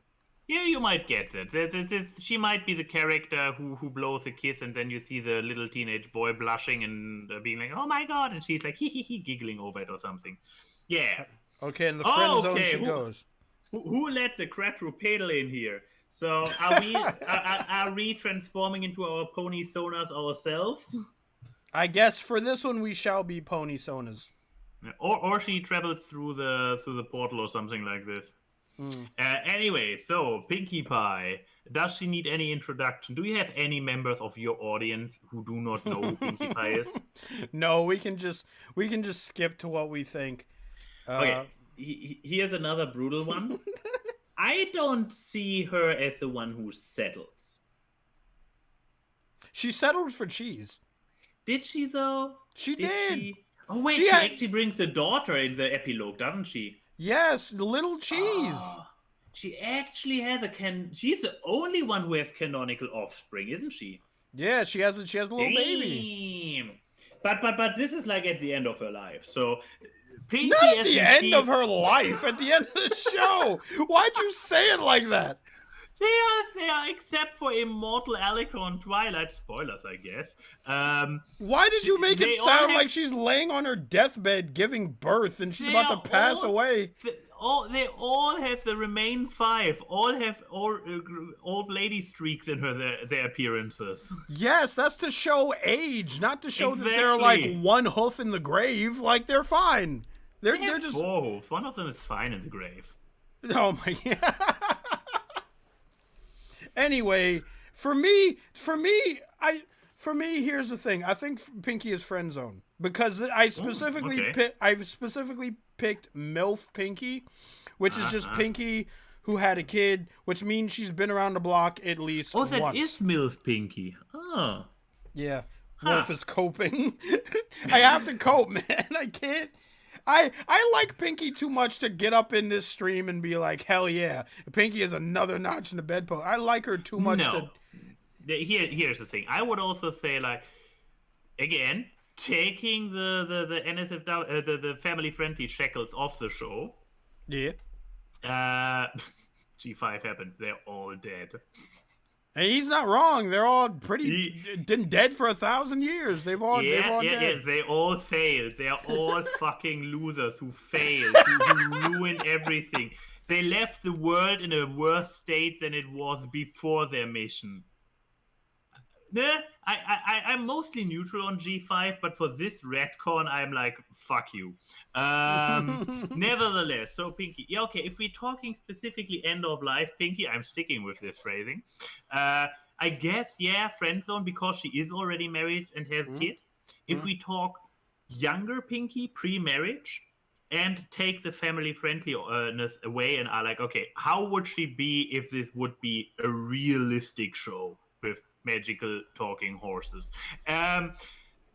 She would be the one who knows how to have a good time. I mean, she literally likes to party. She loves the party, and the definition of party changes from time to time depending on her mood. Yep, but I would also say, and I agree with you, she is not a notch collector. She would make 100% sure that every single time you get with her, you both of you would go away with great memories. Okay. Okay, I like that. But this is MILF Pinky we're talking about, though. Since if it's specifically MILF Pinky, then I guess it's friend zone. But other Pinky would make a lot of great memories. I can't make good memories with like MILF Pinky. Yeah, exactly. That's why I'm specifying. If we are talking non-MILF Pinky, then good memories. But MILF Pinky, yes, MILF Pinky is.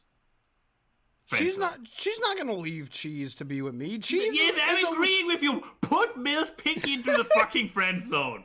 All right, I'll put her in the friend zone. I want to still talk to her as my pony. Yeah. Nicole Watterson. Okay. Yes, I have watched far too little Gumball. I've watched a lot of Gumball. Yeah, so I have a hard time to pin her down. I know that she is pretty tough. That she can kick ass, which is pretty hot. That she's a loving mother who is also pretty flawed as a mother, which makes her a great rounded character. And that she is very, very dedicated and faithful to her husband. Yes, here's the thing. I thought about it for a little bit before we started the stream.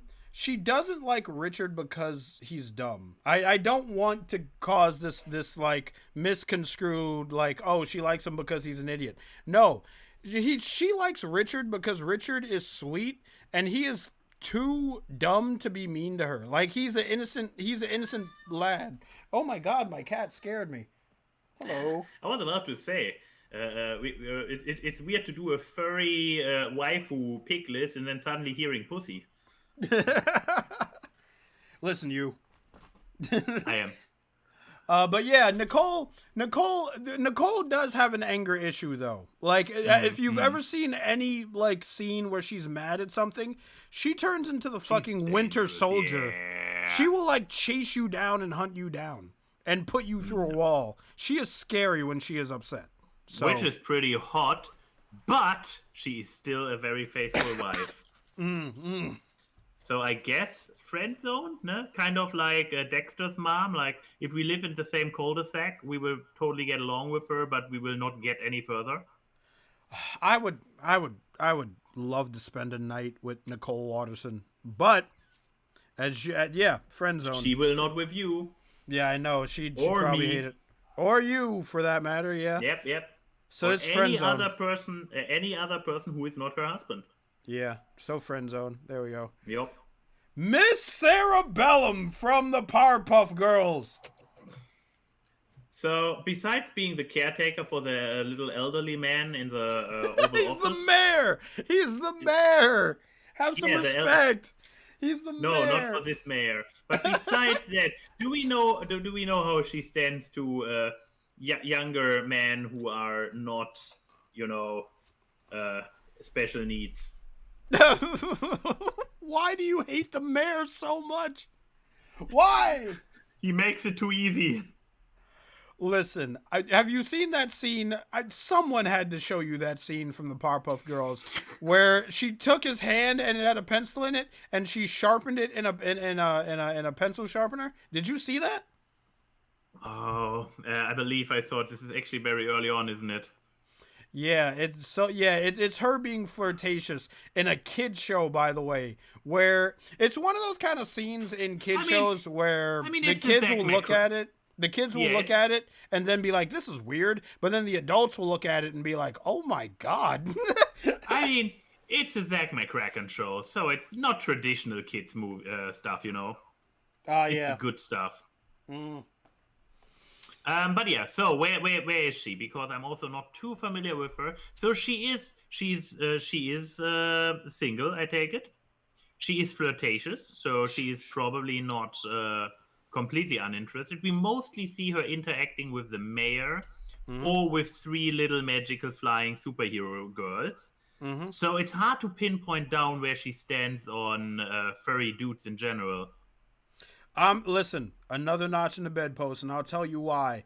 We Oh, don't please. see, we never get to see what Cerebellum does in her off hours. So what if what if same thing with Isabella? Yeah, okay. Or Isabel, where Yeah. she goes to the bar, she unwinds a little bit with a drink, and occasionally she'll bring a dude home. And sometimes maybe we can be those guys.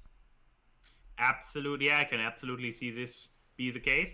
Yeah. So yeah, that is a notch in the bedpost where I can live with very happily. I mean, look at this busty redhead. Yeah. Yeah. I like her. She has a little choker too. She's wearing a choker before I even knew what a shit. choker was. She is. Oh wow! I hope I become that notch. Yeah, me too. Right next to yours. Right next to yours. Okay, Renamon from Digimon. Okay, Okay, back up. If you in the Digimon universe, you can't lay with the Digimon, can you? I don't know. First of all, is this an evolution of Gatomon? I think so. Yeah. Is it? Wait, let me see. What? Okay.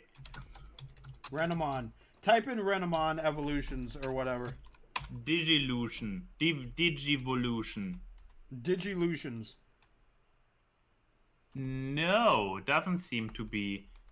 No! I went from Gatomon, so so okay. What did you say this one was called? Renamon. Okay, Renamon, yes, okay.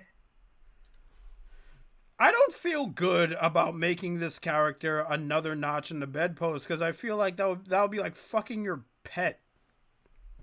You know? Can someone agree with me? They are sentient, unlike Pokemon. To make this to come in here, make a little bit of a case for it. Unlike Pokemon, who are a lot more on the bestial side of things because they literally can only say their own names. Digimon have personality, they are sentient, they are intelligent, so that is just xenophilia. Especially if you talk about one that is human-shaped and human-sized. I still don't know whose Digimon this one even is. I'm Renamon. Who do you belong to? Yeah, whose Renamon is this? Chad, whose Renamon is this? Is this just a wild Renamon that just shows up sometimes? No, you're still thinking Pokemon. There are no wild iterations of Digimon. They are like, all of them are unique, I believe. I don't think there are multiple ones of the same one, and you don't just stumble into them and some of them are shiny. I get my Pokemon and my individuals. Digimon mixed up. Apparently. Yeah, far more sapiens than Pokemon. Thank you. Okay, but I don't know anything about the specific personality of Renamon. I don't remember this one. I don't think Digimon have personality. Well, they do. They do. Yes, they do. They do. You're Again, right. No Pokemon. Right. They are Yeah. definitely. I'm gonna watch a whole lot of Digimon after the stream so I can educate myself. But, yeah, but apparently Renamon doesn't even seem to appear in any of the early installments of the show, from what I can tell. So is this just furry bait? I just put furry bait in the tier list in this very serious tier list. Yeah, basically, somebody tricked you. But yeah, I guess as little as we know about Renamon, and I don't even know if Renamon is male or female, to be honest. Oh no. Have the furries duped me? Have the furries actually duped me? All I know about Renamon is that there's an R34 folder in 5 digits at least. Yeah. I mean, okay. Approaching it this way, given that Renomon's existence nowadays is 90% porn, we can probably be a solid notch in the bedpost. You know what? I'm just gonna put it there and not ask any more questions. Let's go. Are you proud of us, chat? We did the dirty deed, chat. Okay, Max. And we don't even know if it's male or female. We are just like, we are doing it, whatever. Max. The Digimon is halfway hot. Yes, so Rivet from Rivet. The latest Ratchet and Clank game. The Rift in Time, yes. I have some news. Yeah. Oh, please go. While I was looking up pictures of Rivet, I saw an article that said the writers for a Ratchet and Clank: A Crack in Time, or whatever the hell the game is called, have deemed Rivet a lesbian. So she's not even into dudes. I mean, this could probably explain why she has so much hot energy, because I mean, lesbians have a lot of hot stuff going on about them, like from the entire how they're not too girly. I mean, she's super tomboy. Oh, absolutely, yeah. And I mean, here's also the thing that originally when she made my waifu list, that was when I didn't know anything about her except for the design, and the design is just like, mwah, chef's kiss. Yeah. But yeah, then I eventually saw some of the cutscenes from the game, and I'm like, oh no! Oh no!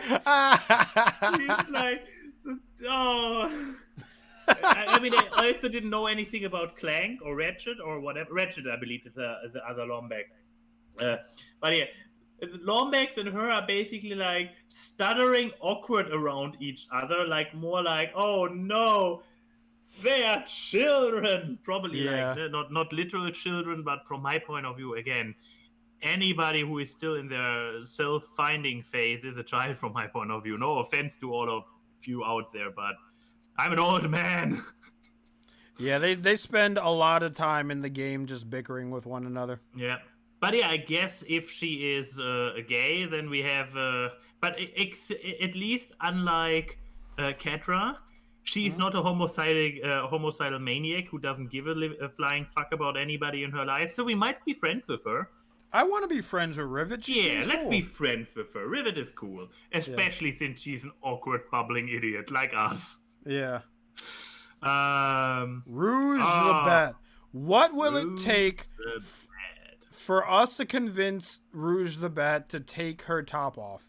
Go. Well, this is the thought experiment right now. Yeah, very simple. I dare to say we can get more than just her top off if we just present her with a Chaos Diamond. Chaos Emerald, I believe that's the thing. I'm not a Sonic fan. So yeah, I believe Chaos Emerald is the name of the thing that she's after. In order for us to get the Master Chaos Emerald, we need to get past Knuckles. I am not a Sonic fan. Do not hit me up and start talking to me about Sonic stuff. I do not care. The only reason I know that is because I used to watch Sonic X as a little kid. But she's, from what I've seen, Rouge has only been interested in one specific kind of guy. And Knuckles and kind of Shadow the Hedgehog. Shadow and Knuckles fit that personality, where they're like kind of like tough guys and they're dark and brooding, you know? Exactly. So not us. Then there's also the question, besides her using her feminine wits all over the place, is she actually down to fuck? I'm not sure. She strikes me as a manipulator who is like luring you in with her hips, and then the moment the door is locked behind the two of you, the bedroom door, she pulls out the chloroform, knocks you out, and steals all your stuff. I mean, if you I feel like she'd only fuck you if she's getting something out of it. So yeah, or that. So if you have all the Chaos Emeralds and you're like, hey, you can have these if you let me, like, you know, see some bat titties. So, and then she shows you some bat titties, and then the exchange is done. So that could happen that way. So very transactional. Yeah, I can see this. So, but at the end of the day, the hard question is, does Rouge the Bat even know we exist? Unless we happen to already have the Chaos Emeralds. Or we go to the gym and look like Knuckles or Shadow. Does she have any eyes for us? I mean, both of our OCs don't resemble Knuckles or Shadow at all. Exactly. So Exactly. I'm thinking this might be another friend zone kind of issue. But does she even know we are there? Here's the thing: I don't know enough. I basically don't know anything about any iteration of her. I know her design because it's once again every furry page up and down next to Renomon. Yeah. So I don't know anything about her personality. So I legitimately do not know if she is friendly with random strangers, or if she is kind of like I see ignoring what you're everybody. saying. So Yeah, if you're not Knuckles or Shadow or like even like Sonic a little bit, she's not gonna see you. She's just gonna like look past you. That's the thing. Yeah, that's why I'm afraid she doesn't even know we exist. Okay, she doesn't even know we exist. That makes sense. The character from the new Five Nights at Freddy's game. That's a tricky one. So because I know one thing. I know one thing about this character. She likes to be praised. I shit you not. Oh yeah. So if you pat her on her head if you can make her not try to kill you, and then you pat her on the head and be like, "You're a good girl," she'll actually like that. Yeah, she will wag her tail and everything. Yeah. Yeah. That's the thing. So the tricky part is, as somebody who watched an entire Let's Play of it, I believe it was actually good old Markiplier. Yeah. I went with him through that hellhole.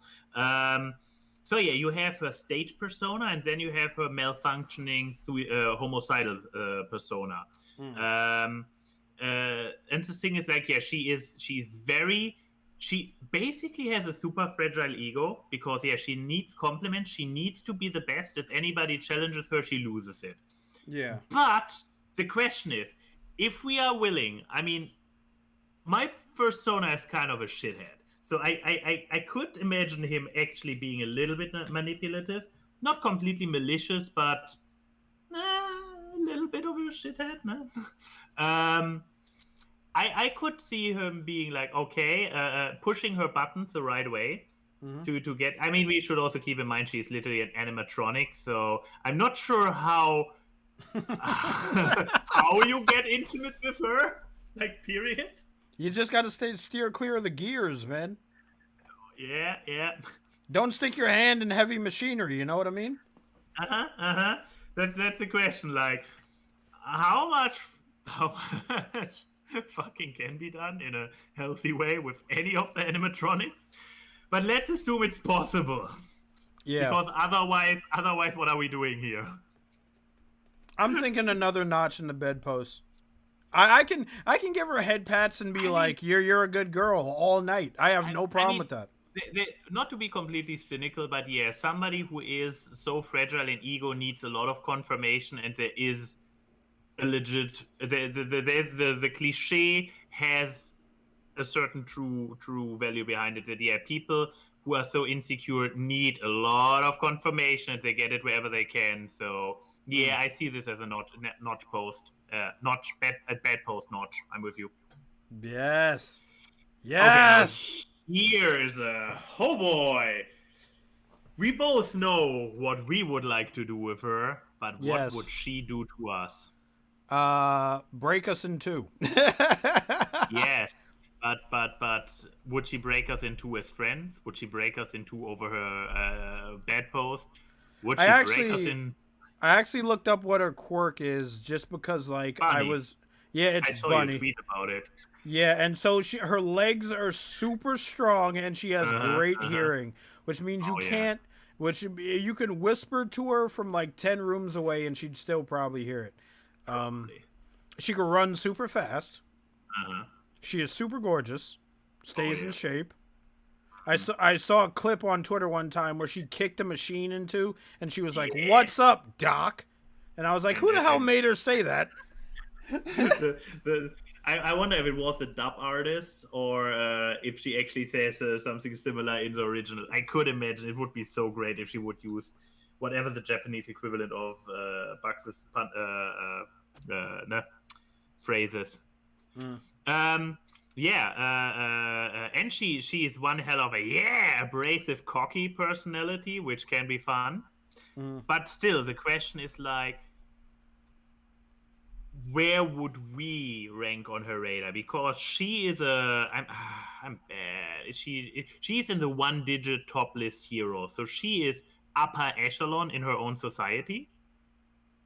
Yeah. So does she have the time to actually acknowledge some powerless noobs who try to charm her? Unless My lizard brain is going absolutely not, but you have room to convince me otherwise. the only thing how I can see us not just ending in the she doesn't know we exist category is if we go with the Isabel logic. What she like when she's like She needs off to work? unwind. She is she's a rabbit. We all know, especially after your tweet, we all know what rabbits are about. And she has a very high stress job. So if we can get in there, it will be to be her unwinding, to serve her to unwind, or she will not even know we exist. And if we go by the optimism rule of some we established earlier, out to wow wow. You know what? I'm not want it. against that. I'm not against that thinking. But we can't do this for every character. No, only the characters where it makes sense in their personality. Okay, all right. He had a solid explanation for it, no? By Yeah, her quirk, she must be very horny. She is not in a committed relationship, so where does she get her Relief. steam off? Yeah, her Yeah. relief. Yeah, okay, another notch in the bedpost it is. You know that session is she's gonna wear us the fuck out, man. Oh yeah. She will probably need both of us at the same time for her to get all the way there. Because we will not last long enough individually.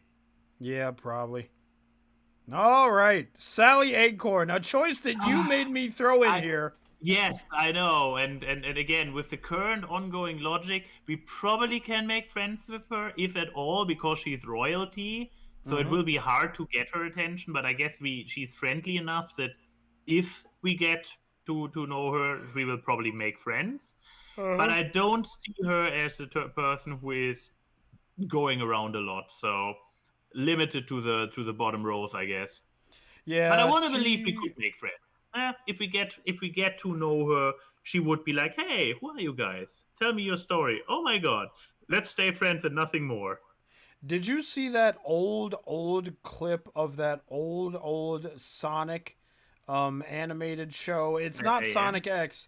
I think it was some other Sonic show that came before Sonic X. Sonic ZAM set. It's something like that. There was a scene where Sonic kisses her, but he like grabs her butt at the same time. I swear to God. I'm gonna try to find it right now. I have the feeling it must be ZAM, basically the show that invented her and Bunny Robot and so on. Yeah, it's an old cartoon, but like when I saw it for the first time, I was like, "This is on TV." Okay. Or where they're both rock stars, because there was another one that came shortly after where they all had magical electric guitars they could summon, and I believe it was also Sally in it. But yeah, I believe she had her debut in Sonic ZAM. All right, I'm gonna play it off the screen just to make sure that it's kosher. Can you hear it? Oh wow, I hear it. Yeah, hear her going all Sonic. Oh yeah, here. Oh my. I hear stuff going on there. My. Oof. That little shit. Somebody's full of himself. And then he kisses her. Oh, it's a kiss, all right. And Tails is standing there like something is awakening within me. Yeah, voyeurism. That's what it's called, Tails. I mean, All right, I'm done with now we this. have heard it all. No, show us what's going on there. Okay, I'm gonna put this on the screen here. Here we go. Yeah, that's Sonic Set AM. I could have sworn I saw an animation where he like feels her up, but I could be imagining that.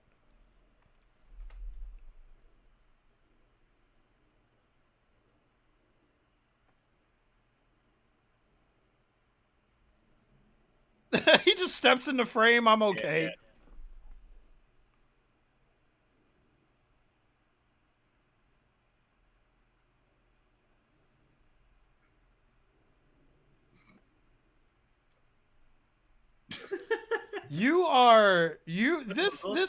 This man right here.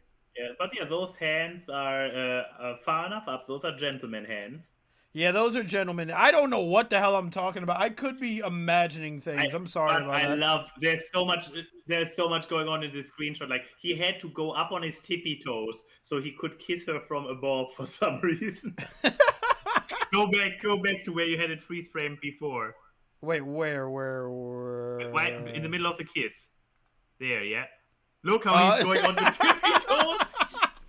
I believe this show is every screenshot a portrait, or every screenshot a masterpiece. There's so much going on, like in everything, like especially with the weird slightly off model or inconsistent model animation. Yeah. This show is a national treasure. But yeah, okay, no ass grab after all.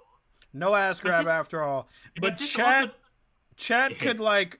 could see if I'm wrong or right. Chat, try to find that image I'm talking about, because I don't think I'm making it up, but I could be making it up. We'll see. Sonic Sally ass grab. Did you find it? It's beautiful. I'm not.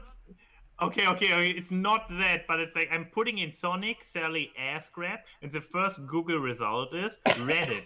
Wait a minute, Sonic, what are you doing? Oh no, nobody heard it. Nobody heard the fucking video. What? But I heard it. You heard it. Didn't hear the chat didn't hear it. Oh my god. I'm not replaying it. So next time if I play another video, then yeah. Okay, I will fix it. Let's see. I see a picture of Sally fan art where Sally is grabbing his ass. Oh no, that's not what I wanted. I see a picture of Sally, which is just safe for work enough because you don't see any bits, but oh boy, those are some very clearly defined ass cheeks. So the focus apparently was on ass rather than grab. Okay. But yeah, I don't see. Maybe add the word screenshot. Sally Acorn. Am I losing my mind? Sally Acorn. It was a very convincing piece of fan art. Raunchy kiss. No. Not on Pinterest. Image. Nope. I see a picture of Sally Acorn kissing Amy, which is not what I asked for. Oh wait, Amy. Okay, we have a lot. Wow, they keep kissing a lot, so there might be an ass grab picture in there after all. Because I see a lot of screenshots, like legit screenshots from Set AM where they are making out. Yeah. So I wouldn't be surprised if yours does exist after all. Once again, being mostly due to weird animations that makes it look like it. Mm-hmm. But still, it counts. Yeah. If it exists. Buddy, I guess we should move on. We are on the final 7. Yeah.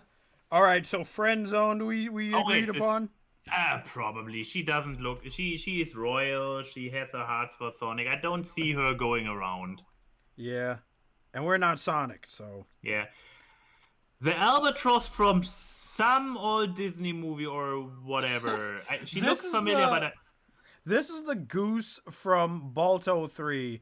If Saber would have never made that Oh. tweet, this goose wouldn't even be here. I don't know jack shit about this goose, but what I do know about this goose is that from what Saber has showed me, this goose is a saucy ass goose. This goose got the sauce, man. Yep, she does, and the only thing we know about her by this picture is that she has resting bedroom eye face. That's the best kind of face. I know. The question is, how bedroom are we talking? I'm gonna see if I could find the tweet. All right, Saber. Where is it? I might have to scroll for a little bit. We're going the extra mile for those last ones. Where? Yeah, I found it.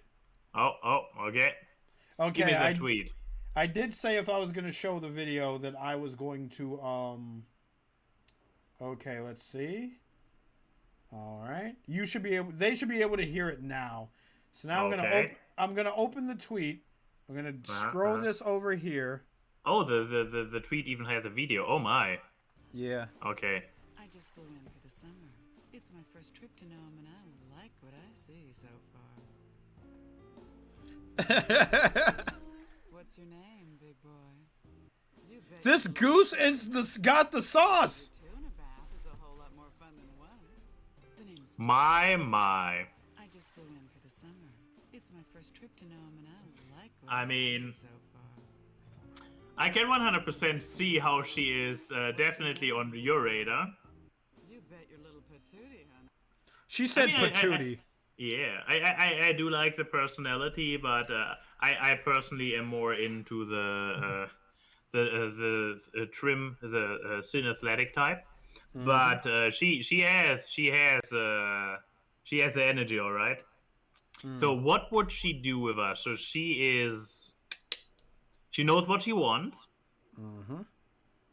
I'm still staring at her, by the way. Oh yeah. I didn't get this out of here. Sorry about that. Yeah, no problem. I believe some people in the chat will be very, very happy about it. She got cake. Okay. So, If we could make up her whole personality based on that 30-second clip, the only thing that we would get out of it is that she is a flirt 24/7. So she's a flirt, but how far does she take the flirting? Does she is she taking it to the bedroom very fast and collecting notches? Is she seeing where it goes and only commits when she's like, oh yeah, that's somebody to make good memories with?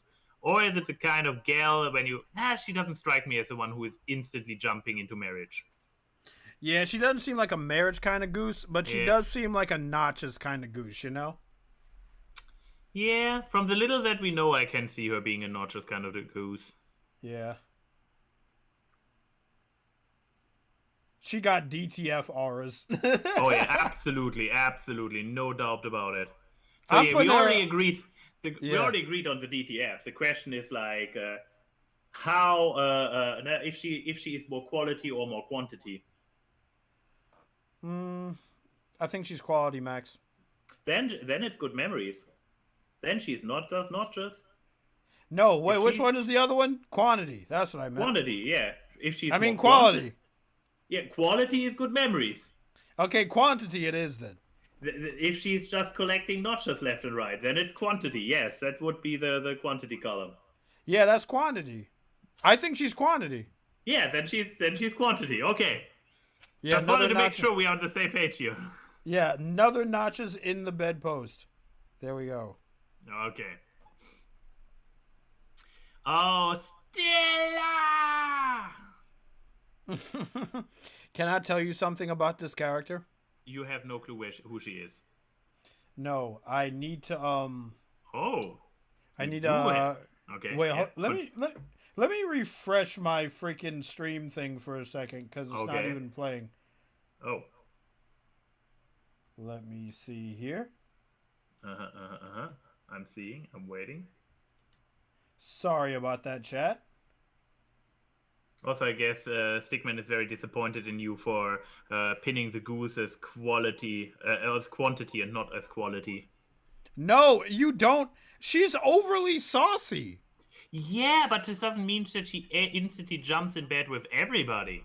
We don't know that. Nobody. We don't know. Yeah, I know. Nobody we in don't chat. know. Nobody in chat, us included, has ever seen Balto 3. That's why Saberspark watched it, because he knew nobody was going to watch all 3 Baltos. And then he got to Balto 3 and he was like, what the hell is up with this goose? Saberspark watches all the bad movies that we don't watch. Just so he can make videos out of them and then tell us about it. Yeah, very true, very true. He made a literal career out of it. I didn't even know this freaking goose existed, man. Until Saber said anything. Either way, Stella. Okay, let me tell you. Yes. Let me tell you something about Stella, all right?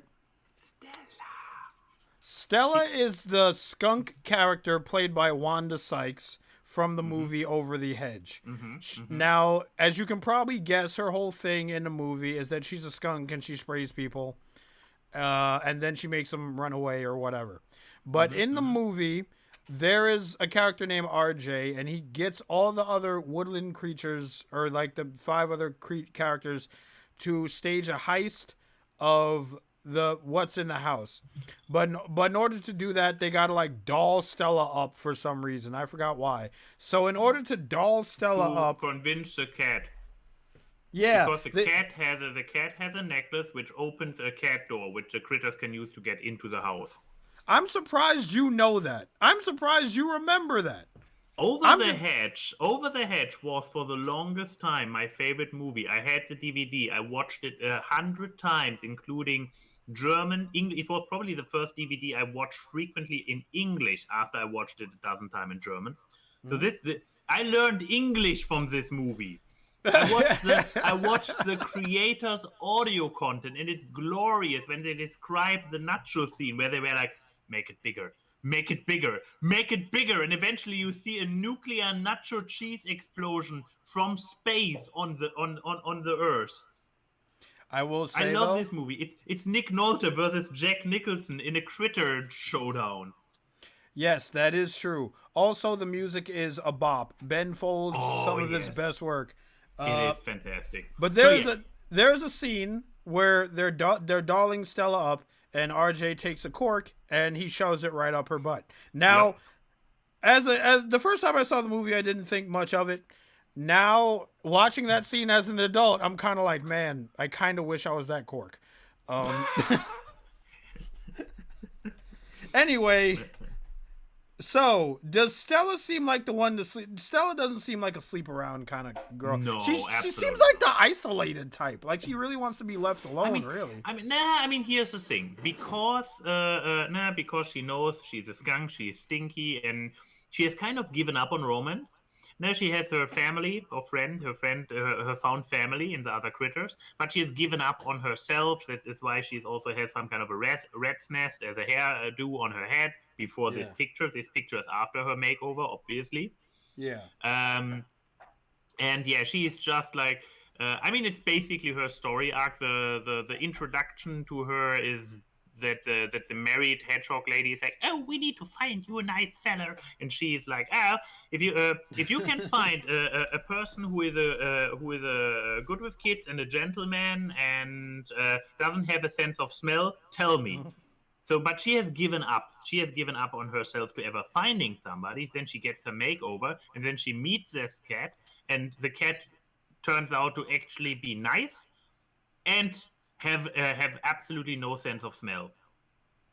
Oh yeah, there was that moment where the cat was holding Stella's paw or whatever, and she was like, "You can't smell." Oh, it's coming back to me now.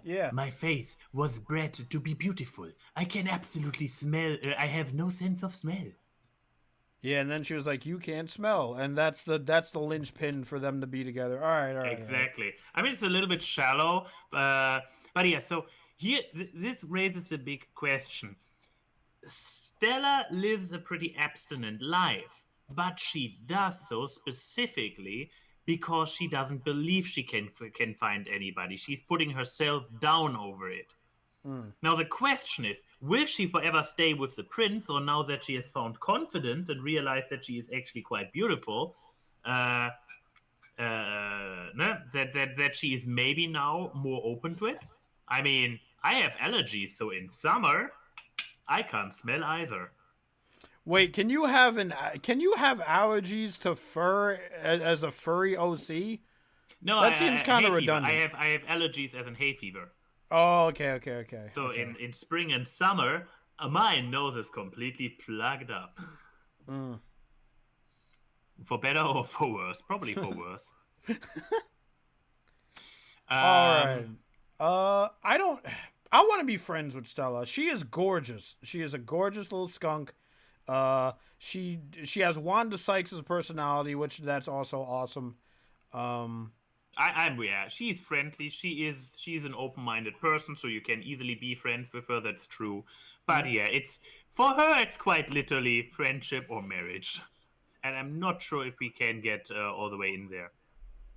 Yeah, friendship it is. Let's see. Whoa. Okay. Tali Vaz Normandy. Max, who the hell is this? Do I need to turn on my webcam and point behind me in a very, very demanding way? Because there is, from the viewer's point of view, a picture of her right over my left shoulder, and it has been on the back wall of me forever. So, okay, you asked me who she is. Yes. Talivaz Normandy originally her name was different. She only changed it to Talivaz Normandy in the second installment. She was one of the crew members in the Mass Effect series. Okay. And my personal relationship with her is that in the first game, there are 3 dateable characters. The blue lady, the Asari lady. I like the blue lady. Yeah, the male human crewmate and the female human crewmate, who both, I believe, happen to be bisexual. So you only need the 3. No? The Asari don't really care about sex at all. Like as in the bits, they don't care about the bits. They can reproduce on a mental level. So if you get intimate with them, they can get pregnant from intimacy without the physical aspect of it. So so Asari are by default pan, basically. They literally can love anybody or anything or everybody, whatever. It's known that they are basically interbreeding with any species in the entire universe because they can. But the offspring is always Asari with slight characterizations that show what their parents are. But yeah, so we have an Asari, which is which is romanceable for everybody, obviously. And then you have the 2 human crewmates who both happen to be bi, so that neither if you're female or male shepherd, you can hook up with them. Oh, okay. And you have Tali, the alien chick in the suit, which speaks with an exotic accent, has only 3 fingers, and everything that a xenophile like myself is like, yeah, baby, yeah. Hell yeah! I love your 3 fingers. and even so, she is not dateable in the first game. Oh no! I went to her. She was in the machine room, in the engine room, and I kept going to the engine room when I first played the first Mass Effect many years ago. And despite being 100% aware of her not being dateable, I kept going to her. I kept talking to her on the off chance that against the common knowledge of the internet, she might be dateable after all, and I can woo her if I just stay persistent. I had the hearts for her from the very first game. And then the second game came out. And she became dateable. And I'm like, fuck all the old characters. Fuck my old love I imported from the previous game. Fuck all the new characters. Tali, my love! Finally! I love the notion of you being like, maybe everyone is lying to me. and I can date her in the first game. Maybe everyone is just wrong, and and my desires are right. Oh no. It was basically a religious thing, like without any evidence that proves that it's possible. Against and against all evidence speaking against it, I still wanted to believe in it and try it anyways. Gotta have faith. Yeah, Tali was probably the most faithful, the most religious or spiritual experience I had in my entire life. Tali doing the first Mass Effect game. But yeah, then she became dateable. However, since you're not familiar with her, I have to also go into that part. She is determined to be friend zone. Because here's the thing. She's wearing this spacesuit because her entire species got kicked off her homeworld by an AI race that they created themselves and then they took over. Classic. And her entire species now lives in a flotilla that flies around space. And in their flotilla, they have perfectly controlled climate, which has a slight side effect that if you exist in a perfectly controlled climate for many generations, your species' immune system goes down the drain. Oh. They literally need to wear those spacesuits because they are basically the aliens from War of the Worlds times 100. So if they take off their spacesuits, they just get sick instantly. They cannot stand any atmosphere but the ones in their suit, or technically in their flotilla, but then they kind of retconned it because they didn't know how they look under there. And when you visit the flotilla in the third game, suddenly they all wear their suits inside the flotilla because that makes sense. Sorry, I'm not bitter about this stupid retcon because idiots. But nevertheless, despite this inconsistent writing, the thing is, she has to pick her partners very, very, very carefully because if she lets anybody into her suit, I mean, you can hook up with her, as I mentioned, in the second game, I believe, already, or only in the third. You can hook up with her eventually. I know that. And the thing is that she... basically is like when you lead up to some special quality time, the lead up to it is basically that she starts taking a lot of immunoblockers and antibiotica, whatever you take to really get your immune system in overdrive so that she can actually survive getting intimate with you. Okay. And after you had your romantic night with her, the first few interactions are about her being a little bit sickly from letting you in her suit, but getting better already with a lot of medication. So yeah, she would not pick up some random furries off the street and get intimate with. I'm just imagining her trying to pick like an intimate outing, and me and you are standing there with our fur and our fleas, and like we're covered in dirt, and we're like so unkempt and dirty. And for her, it's basically like the species of Zoldberg in Futurama. Do I have sex with them and die, or do I live abstinent? There's no in between for her, especially when it comes to dirty furries like us. So yeah, and even the marriage thing, I don't see it. So yeah, but she's a friendly character, so we can totally be friends with her. Okay, I'll take your word for it. Yeah. Friends. So. And I guess we have our third lesbian. Because well, here's the thing. Yes. I'm fine with Undyne being a friend because Undyne would be a cool friend. But before you said that, for a split second, I forgot that she was a lesbian. But and then I was gonna say, but wait, she likes nerds, so we have a shot. And here's the thing: we do not know if she is exclusively a lesbian. We just know. No, we know she hooks up with a gal at the end of the game. But she could be pan, she could be bi. We don't know.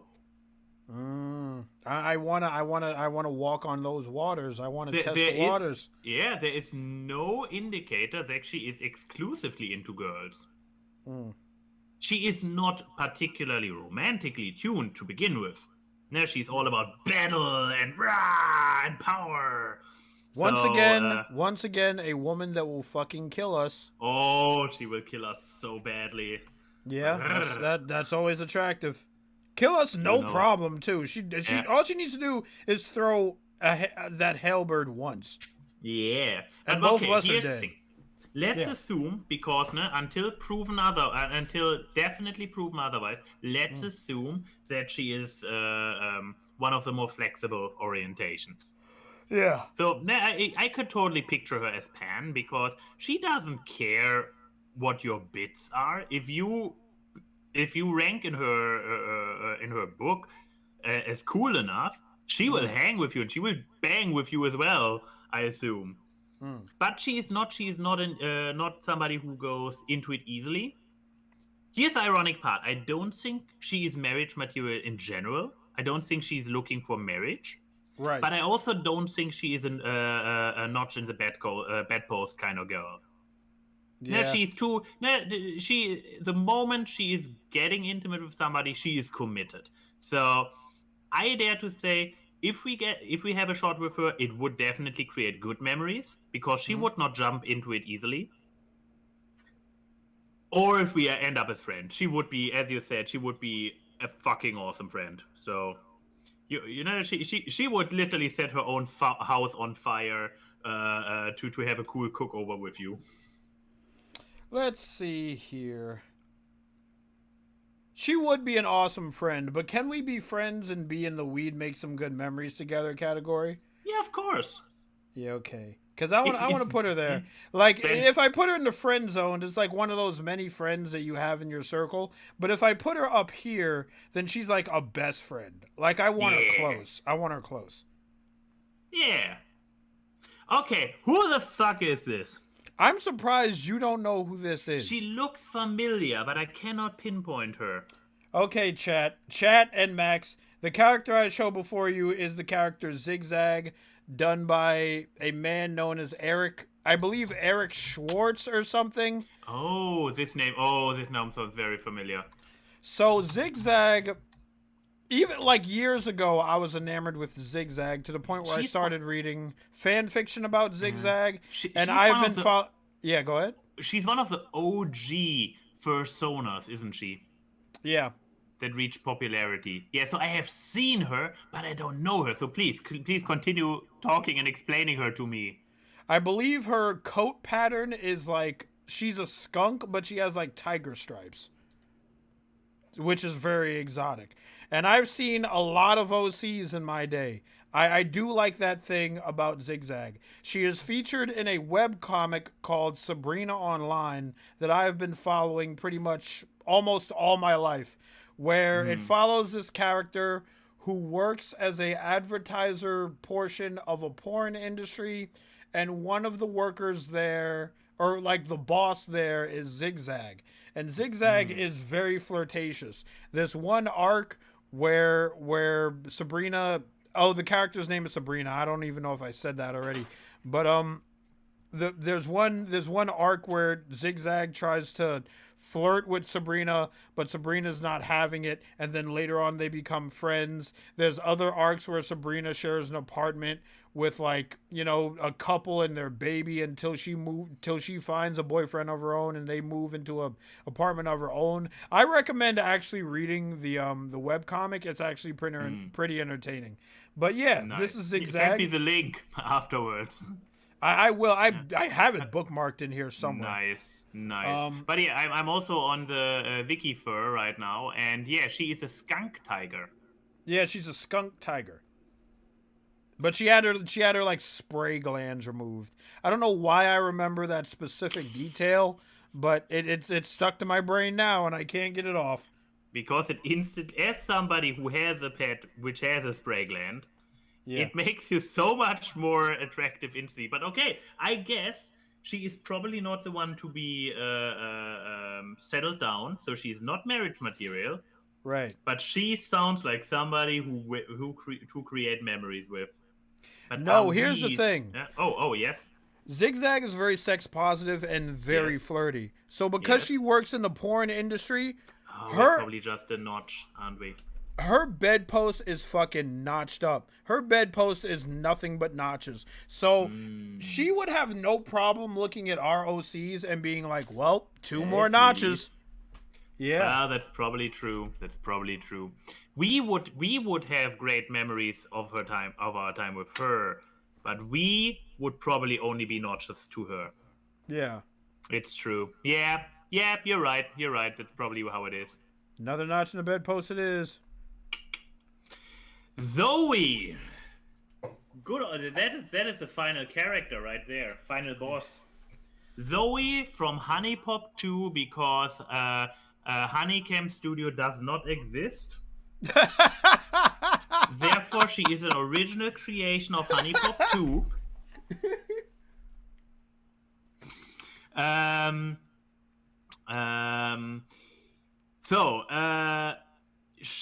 She probably does know we exist. She probably knew we existed before we started this list because she is kind of psychic. Yeah, there's a lot of moments in the game where she's like, "This is a video game." Yeah. Oh, okay. She would even know the people behind our personas if she ever met our personas. Like, oh, Yeah. you're that little wolf played by this American dude. Like, what? Yeah. You are the ferret. You're the ferret. You know your hair in real life isn't that full anymore. Ah! Stop it! We both know the blue color never stuck to your hair. It's true. I tried multiple methods. Every time she spoke to you, she would just take an opportunity to roast your ass? Nah, probably not. Probably not. This is just me being self-deprecating. She accidentally keeps roasting people, but not out of not in this way. That's true. I did not do a fair representation of her. But yeah, nevertheless, good old Zoe. I guess easy to make friends with as long as you can handle her weirdness, her fourth wall breaking, and everything. Yeah, Wolfhead is totally an American dude. I don't know what. Born and raised. Yeah. I mean, you are a dude and you live in America, right? I mean, I thought so, unless Snick knows something that I don't. Okay, but yeah, here's the thing. So here's the thing. She is down to fuck if the circumstances require it, but she is definitely not a bedpost collector. Yeah. Bedpost. Not collector in the bedpost. I mean, a bedpost collector. Here's the thing. She is weird enough that she might actually be collecting bedposts, but not the notches in them. Yeah. So she skips this category altogether. But if the situation acquires it, she is totally down to fuck. So while she doesn't seem to have a lot of initial drive, she is willing to make it, and she is interested in the human experience, or in this case, a furry experience. So I dare to say you can make some good memories with her, and the other way around as well, because for her it will be an interesting experience to, so this is how it is with a furry creature. So I dare to say she is somebody to make who would be willing to make good memories with us. Yeah, I can see it. I can definitely see it. She's a little bit of a weirdo, but oh, absolutely. Yeah, memories. But when has this ever stopped us? Well, there it is. There's the tales of our shame. Yep.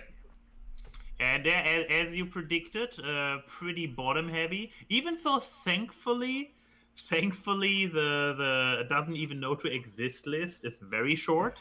I thought it was going to be longer, honestly. Yeah. I mean, we were very generous about ourselves. No? You could be a lot more pessimistic about many characters and be like, yeah, but they actually would not really register us being there in the first place. But no, many of those characters are friendly. Yeah. Oh yeah, this is a good question. Like, do we believe? Okay, it's 4, 4, 6, 8, 10, 12, 14, 16, 18. What are you counting? So 22 characters are friend zone or worse. Yeah.